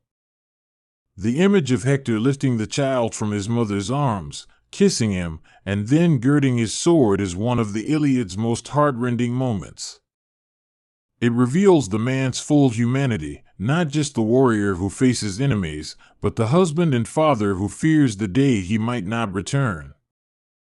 The poetry that surrounds Hector often contrasts public obligation with private vulnerability. He knows that honor requires him to lead the defense, yet he also knows the fragile, intimate consequences of every decision. This tension between duty and desire is the central engine of his tragedy. It makes his later choices feel inevitable and heartbreaking because they are made by a man who understands their cost. On the Greek side, Achilles looms as a figure of unrivaled might, a demigod whose presence dictates the course of battle. But Achilles withdraws from war after a quarrel with Agamemnon, the Greek commander, over a captive woman. That withdrawal is not mere pettiness or vanity, it is a catastrophic absence. Achilles' refusal to fight sets in motion a cascade of events that will elevate Hector's fortunes and ultimately seal his doom. With Achilles sitting in his tent, the Greeks suffer. Trojan forces, led by Hector, press the advantage and push the fighting toward the Greek ships. These moments allow Hector to shine as a strategist and a warrior, and they give him victories that are as much moral as military. Yet each success also brings him one step closer to the fate that Homer's audience senses is inevitable, the collision with Achilles' wrath, whether in life or after a tragic reversal. One of the most vivid scenes is the embassy that tries to bring Achilles back. Greek leaders offer him riches, honor, and reconciliation, but Achilles rebuffs them. His grief over Patroclus, his companion and friend, simmers beneath the surface, though that grief has not yet fully revealed itself. This refusal to return to battle preserves the drama. The tide turns because Achilles is absent, and Hector's rising star is an ephemeral light taking advantage of a long shadow. The turning point arrives when Patroclus, wearing Achilles' armor, rides into battle to hold back the Trojans. Mistaken identity and courage intertwine in a way that feels cruel and meaningful. Patroclus fights bravely, but he is cut down by Hector, who believes he has struck at the heart of the Greek line. The death of Patroclus is the poem's pivot. It is both a personal loss and an incitement to ruin. For Hector, the kill is a martial triumph, but it is also the moment when forces he cannot control begin to close around him. When Hector learns that Patroclus lies dead, he faces a complex aftermath. He knows that Achilles will return to the fray, and that the wrath that Achilles carries will be unlike any opponent he has faced. There is a brief, terrible glory. Greeks mourn Patroclus, Achilles roars back to life, and the battlefield becomes an arena for a vengeance that is both personal and inexorable. Homer allows us to feel the imminence of doom as a physical pressure, a tightening of the chest that will not release until fate finds its mark. Achilles' return is a flood. He slaughters Trojans in scenes of martial fury that blend the personal with the epic. He will not be stopped by appeals or offers. Grief makes him merciless. It is into this storm that Hector must ride, urged by duty and perhaps by a fatal sense of honor that will not permit him to hide. He knows the odds, yet he moves forward, understanding the difference between cowardice and the obligations of leadership. Before their final clash, Hector and Achilles exchange a series of dramatic encounters that build suspense and expose character. At one point they meet as emissaries might, speaking across the battlefield, and at others they circle each other under the watchful, often capricious, eyes of the gods. They each carry the weight of their personal histories, Achilles with his wounded pride and a friend avenged, Hector with his love for family and his role as Troy's defender. The duel itself is more than a fight, It is the meeting of two worldviews and two understandings of what it means to be a man who must face death. Hector's final stand at the gates of Troy is a scene of Shakespearean pathos. He runs around the city, trying to delay the inevitable, trying to keep the Greeks from their prey, and hoping for miracle or reason to spare him. But Achilles, propelled by rage and a grim sense of destiny, closes the space between them. The gods, who have been fiddling with human lives throughout the story, watch, push, and sometimes restrain, but they do not stop the human choices that lead to final confrontation. The moment of confrontation is charged with ritual and intimacy. They hurl spears and face each other with armor glinting. When Hector's spear misses Achilles, the gods steal away the helmet leather, altering the balance in a way that Homer treats as both tragic and inevitable.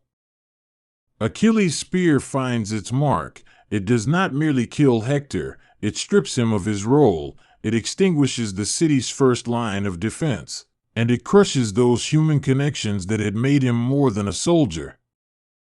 But death in Homer is never simple. It is elaborate, moral, and often cruel. Achilles' treatment of Hector's corpse is an act that shocks the Trojan city and the audience alike. He drags Hector behind his chariot, parading the fallen prince's naked vulnerability before the walls of Troy.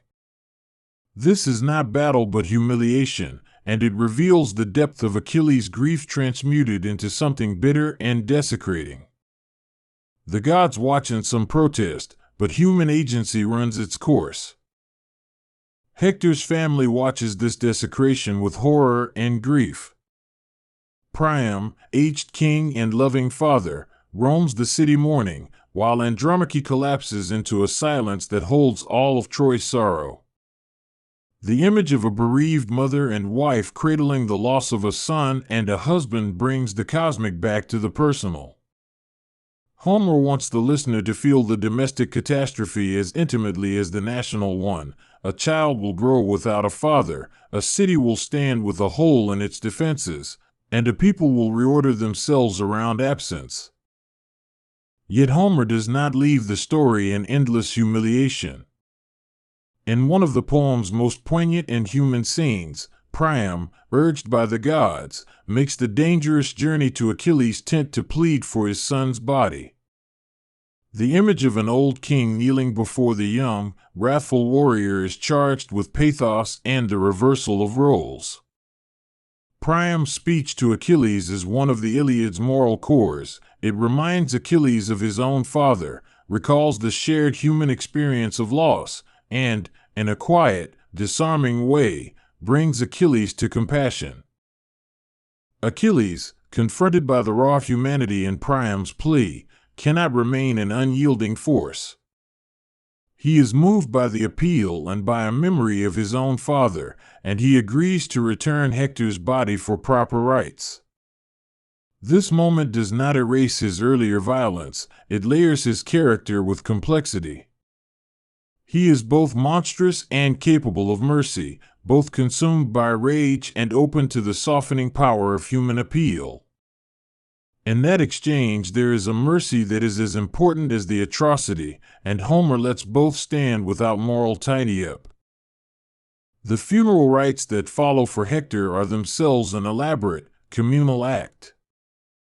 Troy unites in mourning, sacrifices are made, songs are sung, and the city gives its champion the honors he deserves.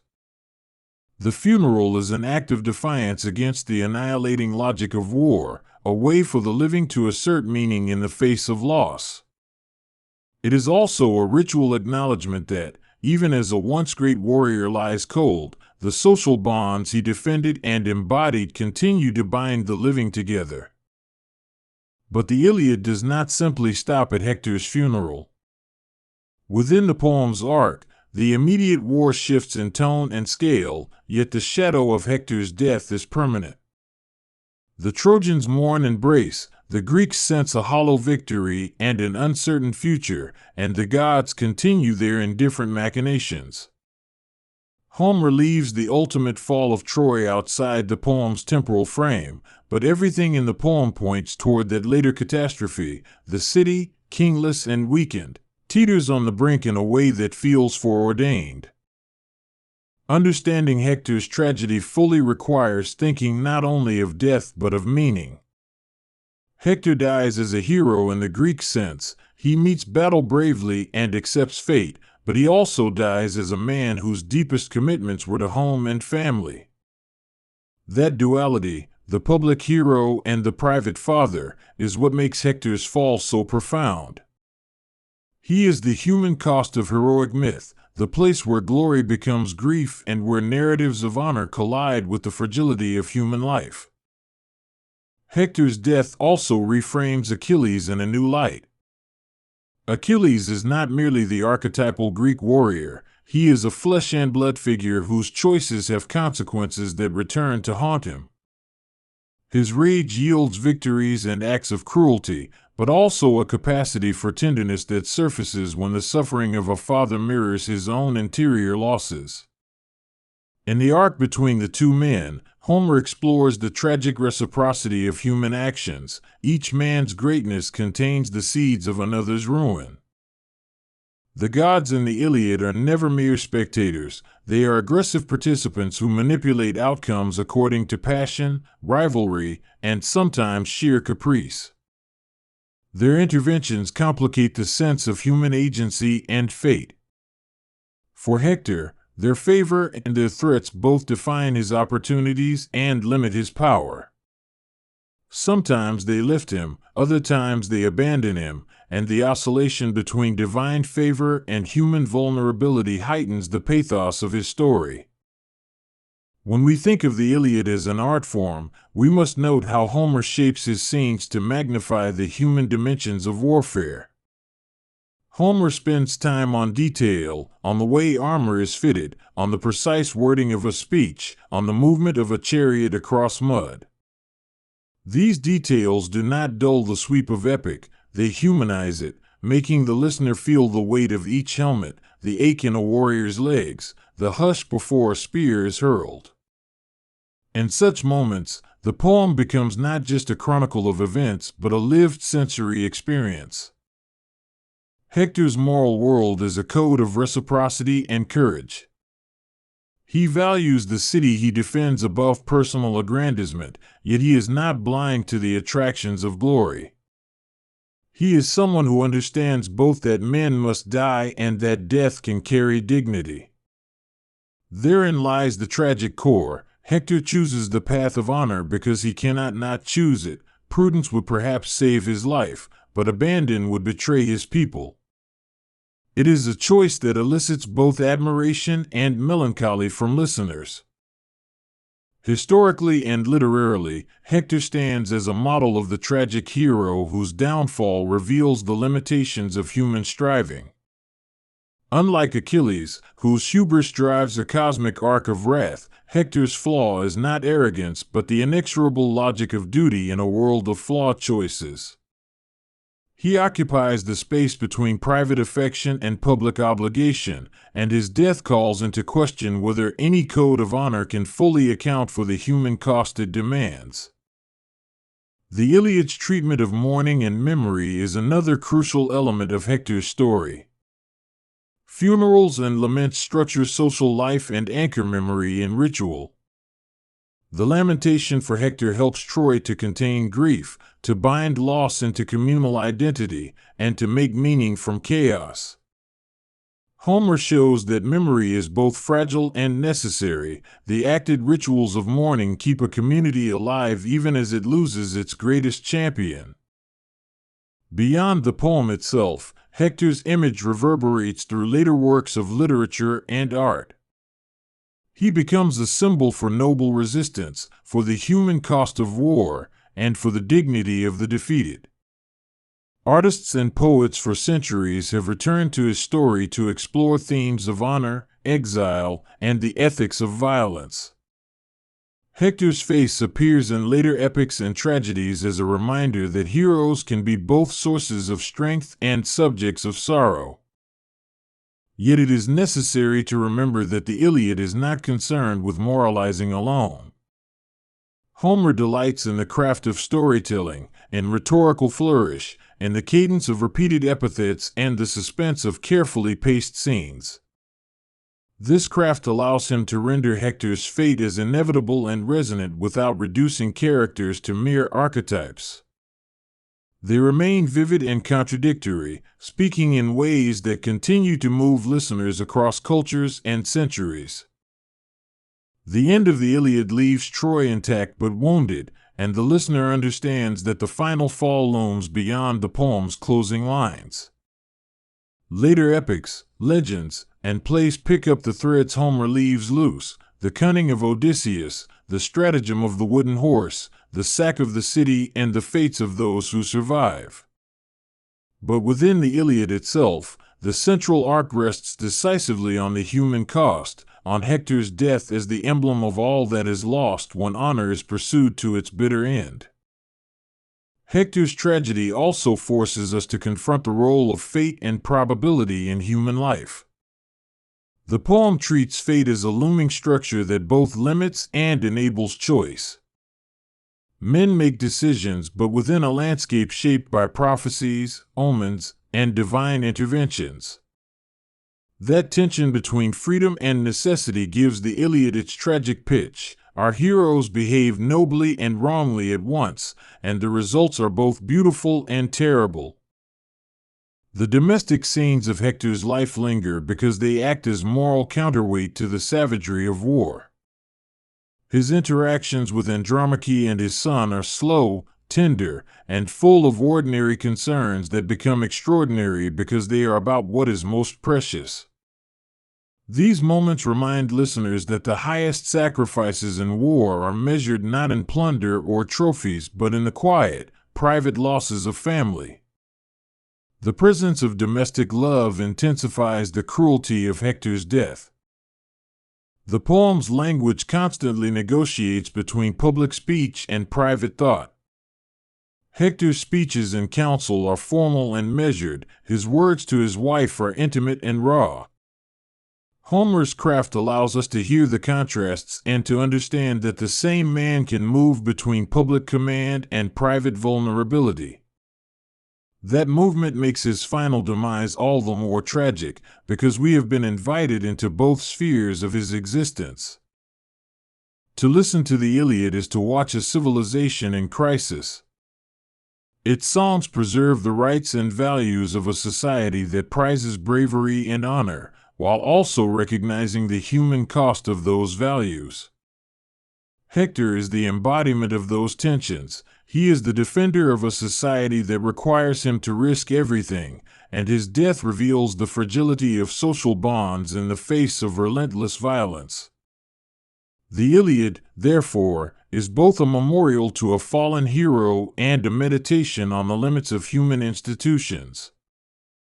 Even the gods' quarrels reveal human textures. They bicker like petty courtiers and yet upset the fates of nations. Zeus casts the lot and favors one side, Athena emboldens warriors, Apollo strikes down and taunts the living with his wrath. The capriciousness of immortality emphasizes the precariousness of human life. For Hector, divine favor is a blessing that can be withdrawn without warning, and that fragility parallels the fragile security of his city. Homer's depiction of battle is neither abstract nor celebratory. It is sensory, immediate, and often gruesome. He speaks of blood and bone and the sounds of dying men, of horses rearing and the clatter of chariots, so that the listener is immersed in the scene rather than kept at a distance. This realism serves to underscore the stakes of Hector's life and death. War is not a game of honor but a series of concrete, shattering events that reshape families and landscapes. It is also important to consider how the Iliad frames masculinity and duty. The poem prescribes certain virtues: courage, loyalty, eloquence, and men like Hector and Achilles are measured by them. Yet the poem also shows how these virtues can warp into cruelty or ruin. Hector's adherence to duty is both ennobling and fatal. His devotion does not absolve war's devastation, nor does it guarantee moral clarity. In this ambiguity, Homer finds his profundity. The fall of Hector and the momentary triumph of Achilles forces the listener to reckon with the cost of revenge. Achilles' anger yields a short-lived satisfaction and a long-lasting moral stain. He avenges his friend and demonstrates superior prowess, but he also dehumanizes a worthy opponent. The paradox is unsettling. Justice and brutality become indistinguishable when enacted in fury. Hector's death thus becomes an indictment of revenge as much as it is a lament for loss. Language and memory preserve Hector long after his body is cold. In the ritual of lamentation and in the songs sung at his funeral, Troy keeps his name alive. Memory becomes a form of immortality, transmuting a mortal life into a continuing presence in the lives of the living. Homer understands the power of names and the persistence of narrative. To tell Hector's story is to let him live in the minds of new listeners, and that survival is perhaps the most subtle form of triumph. If Achilles and Hector are the poem's poles, the rest of the Iliad's world fills the space between with moderation and madness, with humor and sorrow. Secondary figures, Odysseus, Ajax, Nestor, add texture, demonstrate different kinds of leadership, and help the listener understand the social landscape Homer is painting. Each man is measured against Hector's standard of public obligation and private affection, so that his death reshapes the ethical horizon of all who remain. The Iliad's charm is its refusal to pin its characters to simplistic judgments. Heroes make mistakes, gods show favoritism, and humble figures act nobly. Hector, in all his dignity, still misjudges the limits of his power. Achilles, in all his savagery, still understands pity. This moral ambivalence is what makes Homer timeless. It allows readers and listeners across ages to find parts of themselves in these characters, to recognize their own contradictions, and to mourn the consequences. Over time, Hector's image has been adapted into plays, paintings, and new poems, each new telling shaping him according to time and place. In some retellings he is the stoic martyr, in others he is a tragic symbol of doomed resistance. But regardless of interpretation, the essential contour remains. He is a man of courage and tenderness who stands at the center of a story about what it costs to defend a home. That continuity across cultures is a testament to the story's emotional truth. Listening to Hector's story now, in a world far removed from bronze shields and spears hafts, we nevertheless recognize the perennial themes: the cost of honor, the fragility of human institutions, and the persistence of grief. The poem invites us to reflect on how societies valorize certain virtues and the ways those virtues can produce ruin. Hector becomes a mirror. In his image we see the nobility of commitment and the tragedy of sacrifice. The Iliad does not offer tidy lessons, but it does provide a moral map. It helps us understand how personal choices ripple into public consequences, how grief transforms people, and how the language of heroism can conceal enormous costs. Hector's tragedy is a meditation on these dynamics. He chooses the path of defense, binds himself to the fate of his city, and pays with his life. That inevitability makes his story resonate beyond the borders of an ancient poem. It is worth noting that later works, from Aeschylus to Virgil, take Hector and his context and extend them into the narrative of Troy's total fall. Virgil, in particular, treats Hector with reverence, allowing him to appear as an ancestral figure whose memory shapes later myths of exile and foundation. The city's fall and the dispersal of its people become extensions of Hector's loss. The reverberations of one man's death influence generations and nations. Ultimately, the strength of Homer's portrait lies in its ability to make us grieve for a single life while understanding that the mourning reflects a wider catastrophe. Hector's death is the locus where personal mourning and public crisis meet.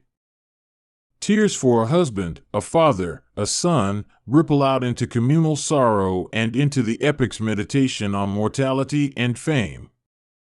That is why even listeners far from Homer's world feel the pull of the story. The Iliad also engages the idea of reparative action. In Priam's plea to Achilles, we see that even amid devastation, compassion can reconfigure power relations and restore a measure of dignity. The ransom of Hector's body is an act that asserts common humanity over martial contempt. It suggests that even in war there is room for gestures that acknowledge loss and shape memory in humane ways.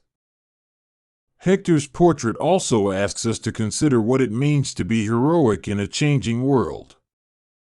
When institutions fail or when leaders call men to die, heroism can be both admirable and tragic.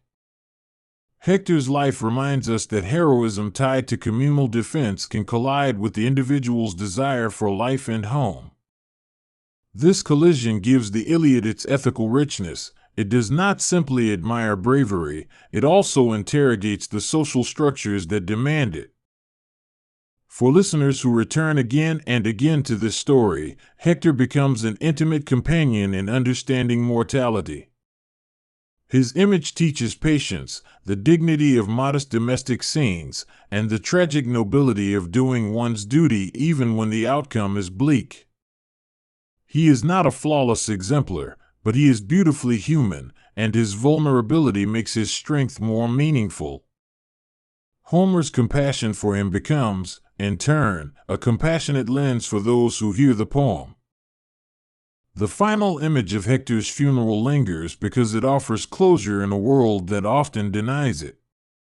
The communal rites, the songs that rise and die away, the gestures of an exhausted people, these give the listener a sense of order reasserted after chaos. But the closure is partial. Troy still stands on the brink of destruction, and the listener knows more sorrow awaits. This lingering knowledge makes the poem's end feel like a pause in a larger catastrophe, an elegy in the middle of an unraveling epic. As you imagine the walls of Troy and the faces of those who mourn, you might sense the way Homer constructs empathy. He lingers on simple things, tears, the weight of a body, the cry of a widow, so that the sweeping events of history are always tethered to human feeling. No matter how heroic the armor, no matter how strategic the formation of troops, the poem insists that the human heart is its true arena. Hector's story compels us to attend to that heart. In the wider tradition of storytelling, Hector represents a paradox, a male warrior whose most powerful scenes are domestic and tender. This paradox has made him an enduring figure for artists and thinkers who wish to examine the intersection of public duty and private love. He is proof that heroism need not exclude tenderness. Indeed, sometimes tenderness makes a hero more profoundly tragic. Homer's genius was to see that tenderness and to let it shape our grief. To sit with the Iliad is to sit with the question of how remembrance shapes societies.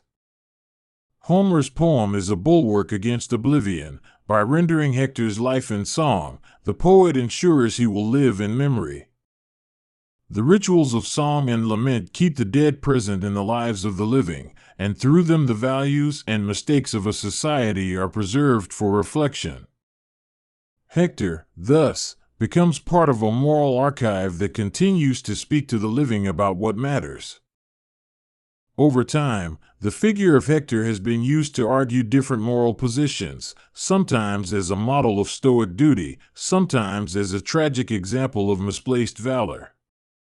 But the strength of Homer's depiction is that it resists being reduced to a single moral. Hector's complexity invites repeated engagement. Listeners find in him something continually new because he is written with contradictory qualities that mirror real human life. That tension is what makes his story inexhaustible. As you drive or walk or work with these images in your mind, remember that Hector's tale is not a static museum piece, but a living narrative. It invites you to consider your own duties, your own attachments, and the ways in which loving things can demand sacrifices. The poem asks whether those sacrifices are worth it, and it leaves that question in the open air, where the listener must decide. Finally, the tragedy of Hector and the fall of Troy's champion remain among literature's most enduring lessons about the costs of honor and the pains of loyalty. Homer does not provide easy consolation, but he gives us a story that deepens our understanding of human courage and vulnerability. In Hector, we find a figure who teaches us that to love is to take risks, and that the noblest acts can be the most devastating. The Iliad, through his life and death, offers an elegy for all who must stand between the future and the past, and for all who must pay the price of fidelity to what they hold dear.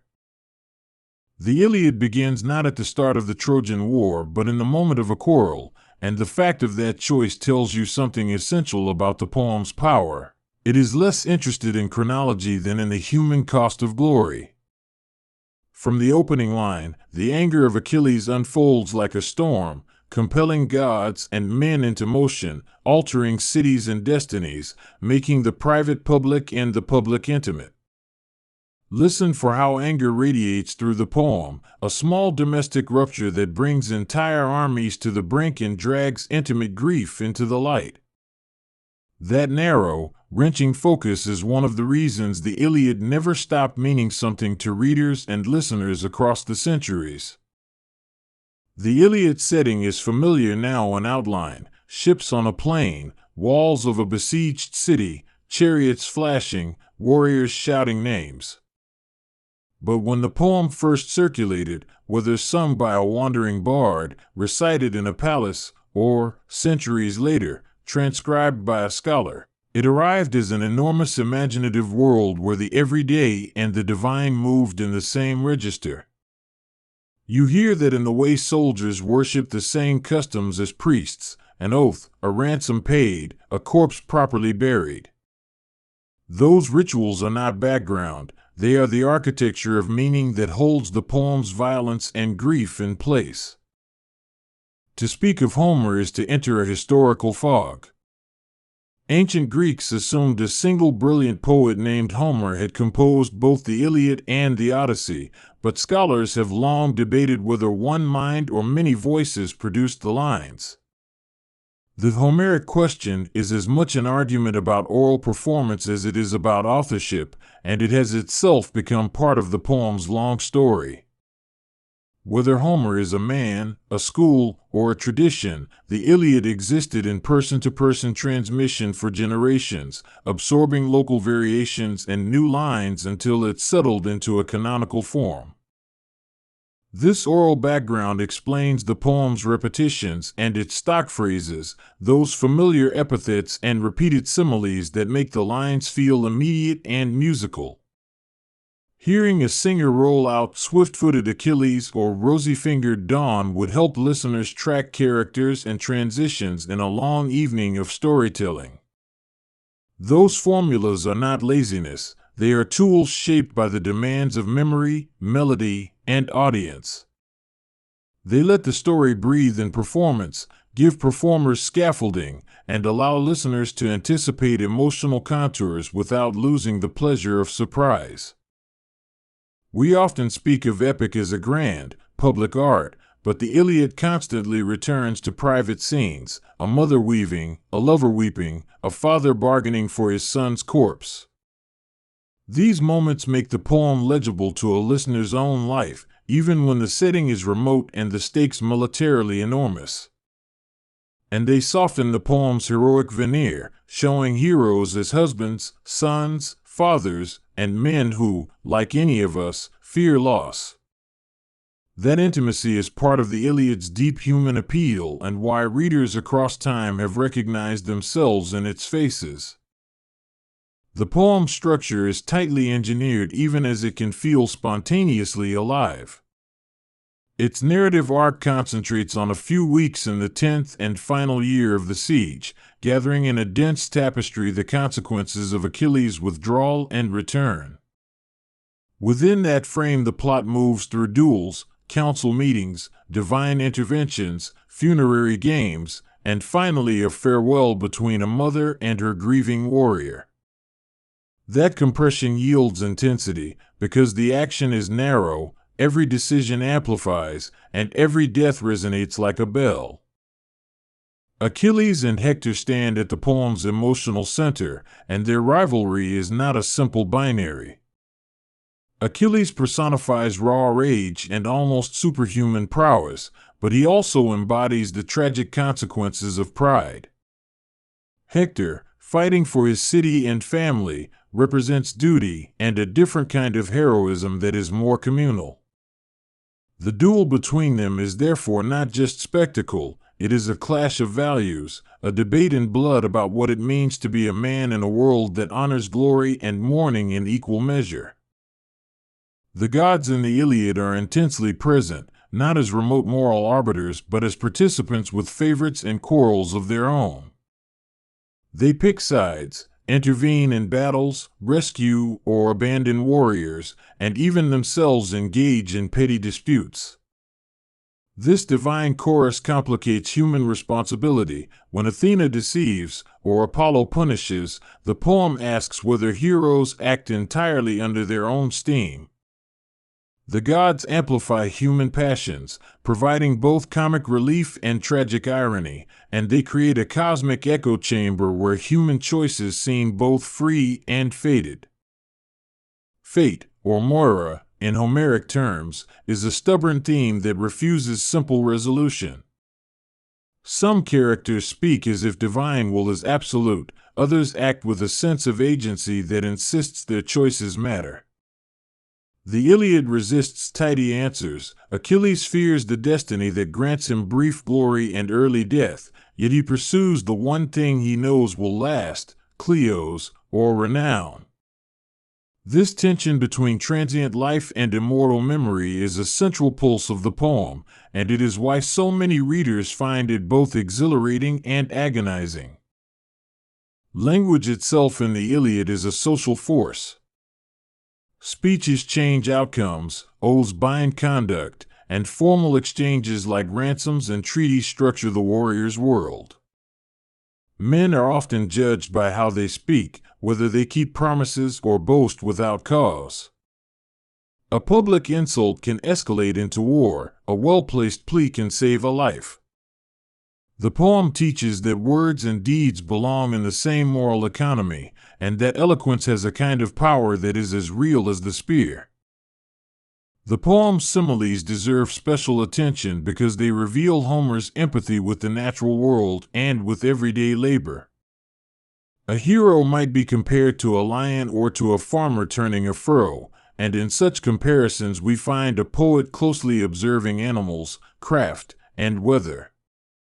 These similes do more than decorate the line, they map human feeling onto the world, making the reader's sensory memory the terrain of the action. They also remind us that the epic world is not divorced from daily life but built from it, stitch by poetic stitch. When the Iliad circulated in antiquity, it was not merely entertainment, it was a cultural charter. Citizens learned the norms of hospitality, the rules of warfare, and the language of honor through the poem's examples. Its heroes became models for behavior, both admirable and cautionary, and statesmen and generals quoted Homer to justify actions or to educate young men. To recite Homer was to participate in a civic conversation about what the community valued, and that civic function helped the poem persist through centuries of changing polities. The process of writing down the Iliad altered it profoundly. Once fluid lines were fixed in manuscripts, the poem gained a textual authority and lost some of its performative flexibility. Scribes, scholars, and commentators multiplied, creating marginal notes and glosses that formalized interpretations. By the time Hellenistic scholars like Aristarchus organized the text, the Iliad had become a canonical monument, an object of philological scrutiny as well as veneration. That transition from oral variability to textual stability is central to understanding how the poem's meaning changed over time. Homeric scholarship in Alexandria transformed the Iliad into a laboratory for linguistic analysis, myth collection, and historical speculation. Scholars collected variant readings, tried to explain obscure phrases, and argued about the poem's unity. This scholarly devotion preserved the text and created a tradition of learning that would pass through libraries of the Mediterranean. Their meticulous work, though sometimes pedantic, ensured that later generations would have access to the poem's precise words and to a growing body of interpretive apparatus. The Romans embraced the Iliad through the lens of adaptation and appropriation. Virgil's Aeneid is perhaps the most famous Roman response, not imitation for imitation's sake, but a deliberate reworking that places the Trojan tradition in service of Roman identity. For Roman elites, Homer was both a literary ancestor and a resource to be reshaped, a pattern that would be echoed by other cultures over the centuries. The Roman engagement with Homer kept the Iliad alive while also demonstrating how great texts are rewoven into new national fabrics. Christian Byzantium had a different relationship with Homer, one that mixed reverence with suspicion. Scholars and monks preserved manuscripts, wrote scholia, and copied verses, keeping the Iliad in the intellectual life of the Eastern Roman Empire. At the same time, Christian thinkers wrestled with the poem's pagan gods and violent ethos, sometimes condemning it, sometimes defending it as a storehouse of moral exempla. The Byzantine custody of texts helped bridge ancient and medieval worlds and ensured that Homer would re-emerge in the West during the Renaissance. The Renaissance rebirth of classical learning saw the Iliad re-enter Europe with renewed intensity. Humanists translated and commented on Homer, and the poem fed into artistic movements and education reform. For poets and painters, Homer provided mythic material and a model for epic ambition, even as the Christian intellectual environment reframed its moral implications. The rediscovery of Homer opened a channel through which classical aesthetics would influence modern literature, art, and political thought. Archaeology in the modern era altered the Iliad's aura by asking whether Troy and the Trojan War were historical at all. Excavations at Isarlik by Heinrich Schliemann in the 19th century provoked enormous interest, and later digs refined the picture, suggesting that a Bronze Age city might lie behind the legend. These discoveries did not prove Homeric history in a simple sense, but they offered material echoes that lent the poem a new kind of credibility and sparked debates about how myth and memory preserve traces of the past. The unearthing of ancient pottery, walls, and burial rites turned Homer into a resource for historians and archaeologists alike. Translations of the Iliad have multiplied across languages and centuries, and each translation is itself a new Iliad. Translators choose what matters: the rhythm of dactylic hexameter, the accuracy of epithets, the readability for modern ears, or the music of archaic syntax. Choices about tone and diction shape readers' experiences, and debates over translation are as contentious as any scholastic quarrel. A new translation can revive interest in the poem for a generation, showing how living texts remain in conversation with those who interpret them. The influence of the Iliad on Western literature cannot be overstated. Writers from medieval chroniclers to modern novelists have drawn upon its images, themes, and narrative architecture. The poem teaches devices, extended simile, epic catalog, direct speech, that authors adapt to new uses, and it provides a tough moral mirror in which later writers test their own visions of heroism and community. Whether explicitly quoted or quietly echoed, Homeric patterns have helped shape narrative itself for millennia. Philosophers have long paused over the Iliad's moral universe, finding in it material for ethical reflection.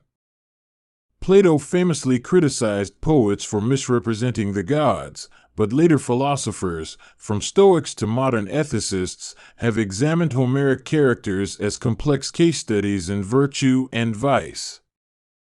Achilles' anger and Hector's sense of duty become points of entry into debates about justice, courage, and the nature of the good life.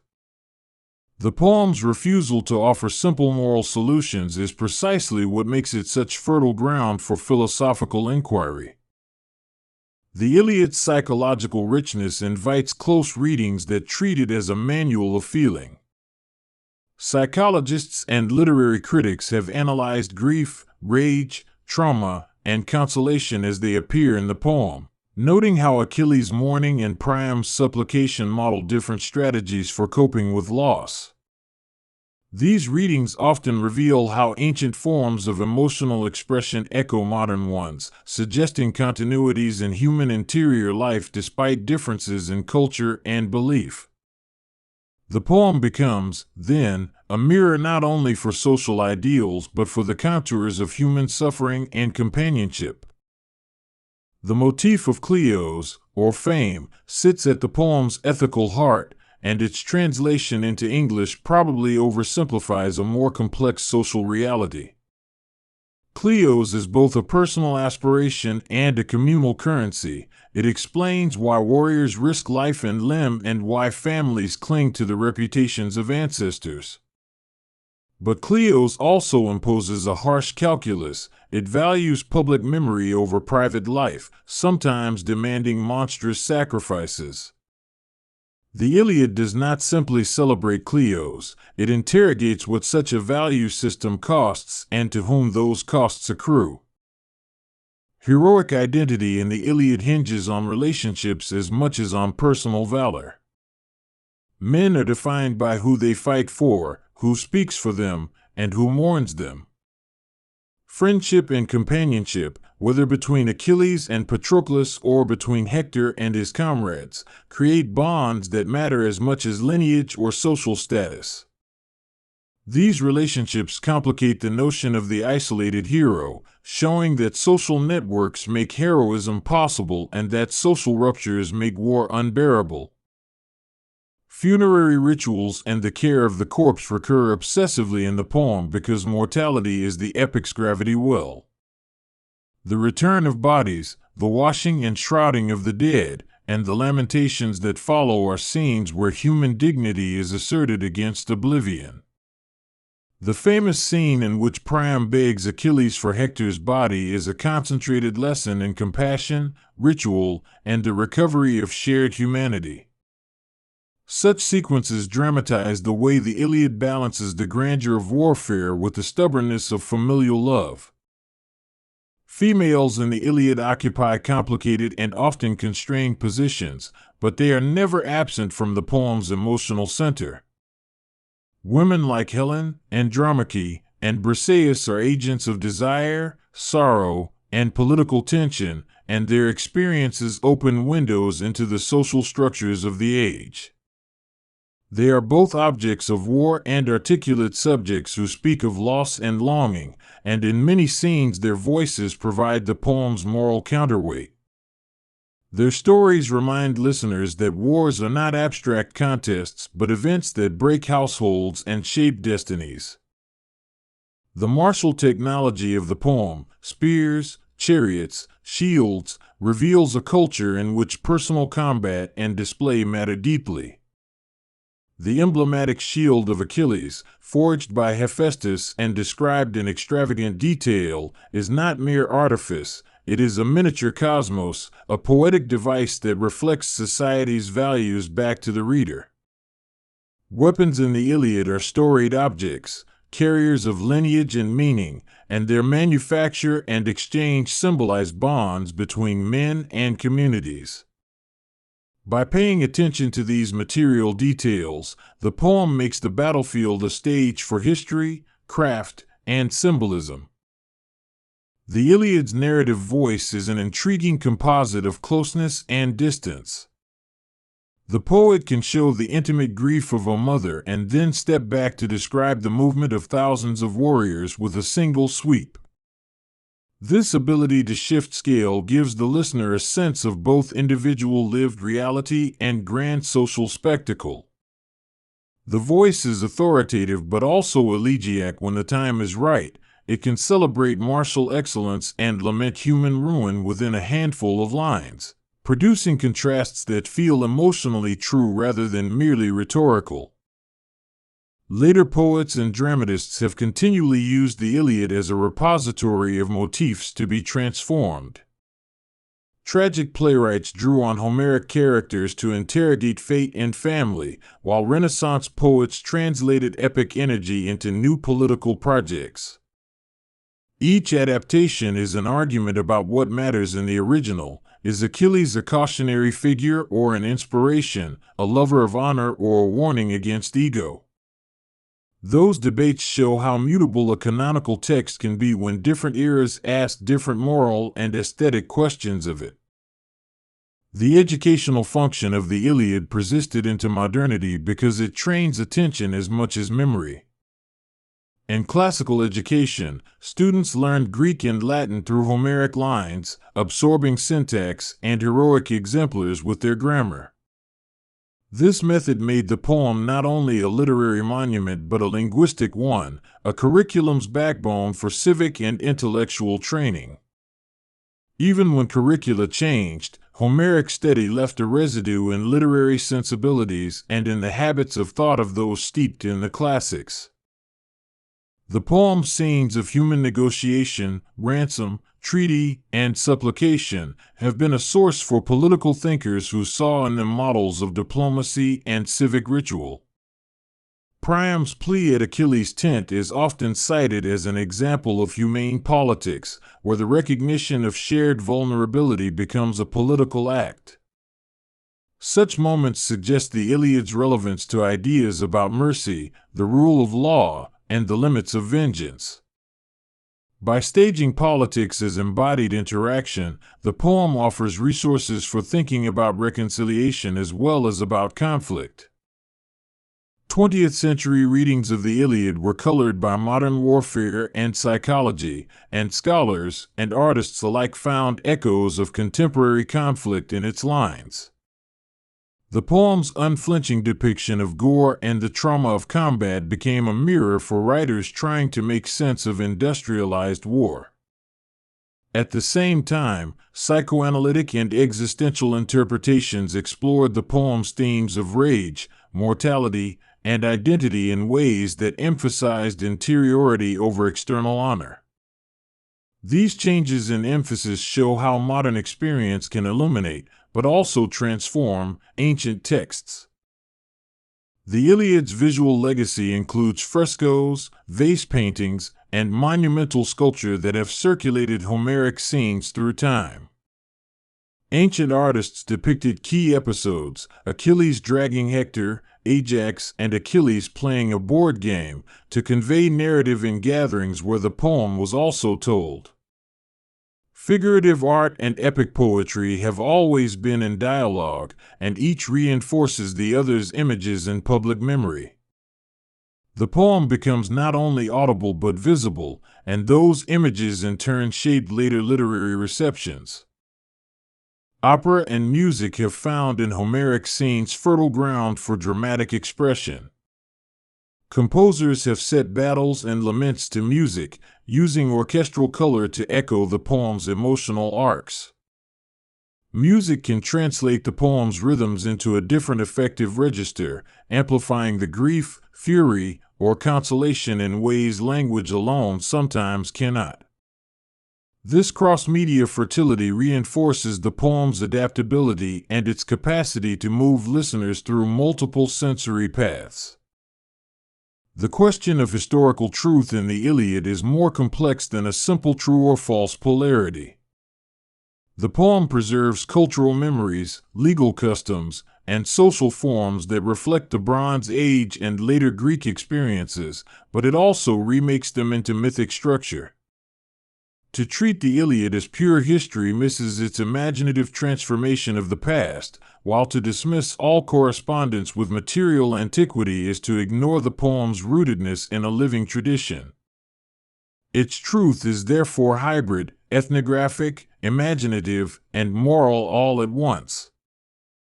Gender and power in the Iliad is a conversation about limits, agency, and voice. Women may lack formal military power, but they possess moral influence and an ability to move men through appeals to pity, shame, or memory. Scenes where female figures articulate pain and insist upon ritual care serve as moral counterpoints to martial spectacle, suggesting that power is not simply the ability to kill but the capacity to preserve memory and kinship. In this way, the poem's portrayals of women enlarge its ethical landscape rather than diminish it. Sustained attention to the Iliad reveals a poet attuned to the small, everyday acts that sustain societies: breaking bread, honoring guests, making bargains, mourning properly. These domestic practices are the poem's invisible scaffolding, the habits that allow warrior cultures to function. When those practices are breached, the poem marks the social rupture with intensity, making a stolen prize or a broken oath into a catalyst for destruction. The Iliad thereby becomes an argument for the civic value of ritual and restraint as much as it chronicles heroic excess. The legacy of the Iliad in modern political thought is surprisingly robust, shaping arguments about honor, nationalism, and the ethics of war. Leaders and intellectuals have invoked Homeric examples to legitimate wars or to call for restraint, and the poem's images of heroism can be enlisted in many causes. This malleability is both a tribute to the Iliad's rhetorical power and a warning: any powerful story can be used to justify disparate agendas. The poem's longevity thus requires careful attention to how its images are deployed in public life. Modern adaptations of the Iliad in novels, films, and television have often emphasized different aspects of the poem to resonate with contemporary audiences. Some highlight the romance between characters, others the psychological trauma of violence, and still others the political intrigue of leadership. Each retelling translates Homeric materials into present concerns, showing again that the Iliad lives not only as artifact but as ongoing conversation. Those adaptations, in turn, invite audiences back to the original lines with fresh questions. The Iliad's capacity to generate empathy is one of its most important legacies. Through vivid portraiture and close attention to grief, the poem asks listeners to inhabit even the lives of enemies. Priam's supplication to Achilles is an ethical education in seeing the face of the other and recognizing shared mortality. That scene alone has sustained countless interpretations because it articulates a way of moving from hatred to shared humanity without erasing responsibility for past wrongs. The ritualized speech forms in the Iliad, formal laments, funeral speeches, and heroic boasting, function as cultural knowledge systems. They teach listeners how to express grief, how to honor the dead, and how to hold a community together after rupture. These performed scripts give social life a durable shape, and their recurrence in the poem is evidence of how societies conserve moral knowledge through repeated enactment. The Iliad, therefore, participates in cultural memory as both content and technique. The question of translation ethics emerges when modern readers consider how to render Homer faithfully while making him speak for us. Translators must decide whether to privilege literal fidelity, rhythmic equivalence, or emotional immediacy, and those decisions reveal their own historical moment. A translation becomes a conversation between past and present, revealing as much about its translators as about Homer. The diversity of translations is itself a form of living commentary, showing how the same lines can meet new ears in new moods. The Iliad's place in global culture has expanded far beyond a Eurocentric lineage as translations and studies proliferate around the world. Scholars and readers in diverse languages have found in Homer a mirror for their own histories of war, exile, and memory. The poem's themes of loss, honor, and familial attachment are profoundly human, and they translate in many directions without losing their core concerns. This global reception challenges narrow claims that the Iliad belongs to a single cultural lineage and affirms its status as world literature. Reading the Iliad aloud reveals musical qualities that print can obscure: the turns of a line, the repetition of an epithet, the cadence that suits a narrator's breath. Public readings connect modern audiences to the poem's orality, reminding listeners that epic is meant for the ear as well as the eye. Many modern performances attempt to recreate that experience, using music, dramatic pacing, and vocal modulation to rescue the poem's sonic richness. Those performances, whether in small theaters or in recordings, demonstrate again the poem's adaptability to different mediums of transmission. Interdisciplinary approaches have deepened our understanding of the Iliad by combining archaeology, philology, literary theory, and anthropology. Each discipline contributes methods and questions, and when they are brought into conversation, the poem becomes a site of rich complexity. For example, archaeologists provide material contexts that test literary claims, while anthropologists read the poem as a cultural document embedded in ritual practice. Such interdisciplinary work acknowledges that the Iliad is too vast for any single method and benefits from many perspectives. Memory and forgetting play complicated roles in the Iliad. Characters cling to ancestral tales that shape their actions, and the poem itself functions as a memory technology, preserving names and deeds. Yet the poem also dramatizes the erasure of lives through unburied bodies, unnamed deaths, and the fading of once famous houses. This tension between preservation and loss makes the poem emotionally potent, a capacious repository of commemorative energy and a cautionary tale about the limits of remembrance. The Iliad's depiction of age and youth is both tender and brutal. Elders in the poem often possess experience and moral gravitas, while young warriors embody vigor and impulsiveness. Scenes where older men advise or lament, and younger men rush to prove themselves, create a dynamic about transmission and sacrifice. The poem respects the authority of age yet does not romanticize it, showing instead the bitter calculus that societies enact when they send their young to war. On the level of sound and meter, the hexameter lines of the Iliad have a propulsive quality that serves narrative velocity and ceremonial pause. The meter allows for expansion in simile and compression in action, and it produces a sonic architecture that supports the poem's emotional variations. Translators who attempt to replicate that music in other languages must reckon with the fact that meter contributes to meaning, not merely aesthetics. The sound of the poem is therefore integral to its sense of time and gravitas. The Iliad has inspired philosophical meditations on the nature of honor and the social structures that reward violence. Modern critics have asked whether Homeric honor systems are incompatible with modern liberal ethics, or whether they reveal enduring human concerns about recognition and esteem. These debates often reach beyond literary analysis into political theory and moral psychology, showing that Homeric questions remain relevant to contemporary disputes about the value we place on fame and the costs of attaining it. The pedagogy of teaching the Iliad today involves negotiating ancient values and modern sensibilities. Teachers confront disturbing scenes of violence and the poem's gendered world, while trying to make its moral complexities available to students. Effective pedagogical approaches find ways to contextualize the poem historically, to invite critical responses, and to connect its themes to students' own experiences of grief and courage.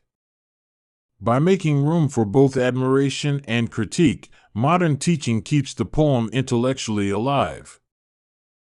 The Iliad's reception in 20th and 21st century political movements shows that powerful cultural artifacts can be repurposed, sometimes problematically, in the service of modern ideologies. Nationalists have invoked Homeric imagery to stir patriotic sentiment, while pacifists have cited the poem's horrors as anti-war testimony. The poem's ambivalent moral register allows it to be used in conflicting ways, and that flexibility means readers must be attentive to how its lines are mobilized in public rhetoric. The poem offers resources for both critique and commendation, and that double edge is part of its enduring complexity. The theme of homecoming, Nostos, richly informs the Iliad, even though the Odyssey is the poem that most directly treats return. The Iliad frames Nostos as a social and psychological aspiration. Some men hope to return home, others accept that their homes will exist only in memory or epitaph. The desire to survive the war and live quietly with one's family stands against the desire for Cleos, creating moral dilemmas that still resonate. The poem's depiction of men longing for hearth and family illuminates the human cost of glory in ways that are often overlooked. Later literary works have used the Iliad as a kind of measuring stick, a point of comparison for how to write about war. From Tolstoy to contemporary novelists, authors return to Homeric scenes when they want to think about honor, camaraderie, and the sensory realities of battle. The Iliad's granular attention to detail, blood, sand, the sound of armor, offers a template for war writing that aims to be both vivid and morally searching. These echoes prove that the poem's techniques of representation retain instructive force. The role of humor and irony in the Iliad is subtle but significant. Comic relief occurs in scenes where gods argue like petty spouses or when mortals boast exaggeratedly, and ironic distance allows the poet to critique heroism without entirely demolishing it. The poem's ironies tend to be moral. Heroes whose actions win fame might suffer deeply, and those whose valor goes unnoticed may nevertheless enact nobility. That ironic register invites listeners to watch critically even as they are swept up in narrative energy. The chronic tension between public and private honor runs through the poem and has provoked modern theorists to explore how ancient ethics differ from modern ones. Public honor depends on visible acts, on trophies and songs that survive the actor, whereas private honor cares more for intimate bonds and reciprocal obligations. The Iliad stages conflicts where these forms of honor collide, showing the tragic outcomes when communal expectations override personal duties. Those scenes ask contemporary listeners to reflect on how modern honor systems continue to shape behavior. The poem's attention to landscape and geography contributes to its realism. Rivers, plains, and forts are sketched with a credible sense of place that anchors the mythic action. Geography is more than backdrop. It directs tactics, contains sacred boundaries, and houses domestic life that the war threatens. The poem's world is thus both mythical and physical, a hybrid where topography and fate collide. Listening closely to the poem, one can almost map its field and feel the strain of horses on particular soil. In modern psychology, Achilles has often been read as a figure of rage and grief who models complicated responses to trauma. His withdrawal after Patroclus' death is a portrait of depression, rage, and the eventual reconciliation with grief, rather than merely a heroic tantrum. These psychological readings do not replace historical or philological ones, but they add depth to our sense of Homeric characters as emotionally complex beings. The poem's capacity to suggest psychological subtleties contributes to its persistent resonance. The Iliad's social world is built from reciprocal obligations between lord and retainer, guest and host, family and community, and the poem dramatizes how fragile those obligations can be under the pressure of war. It is in the breaking of such bonds that the poem locates real tragedy, and it is in their ceremonial reestablishment that the poem finds hope. These rituals of reciprocity and reparation provide the moral grammar through which Homeric society makes sense of violence. In attending to them, the poem teaches listeners how communities survive rupture. Memory of lineage plays an essential role in forging identity in the Iliad. Men are introduced through their fathers and their lineage, and family memory becomes a form of social capital. At the same time, the poem complicates lineage by suggesting that renown can erase or overshadow domestic obligations. When heroes pursue immortal fame, they sometimes forget that their ancestral houses require other kinds of care. This dialectic gives the poem its tragic energy and makes its characters palpably human.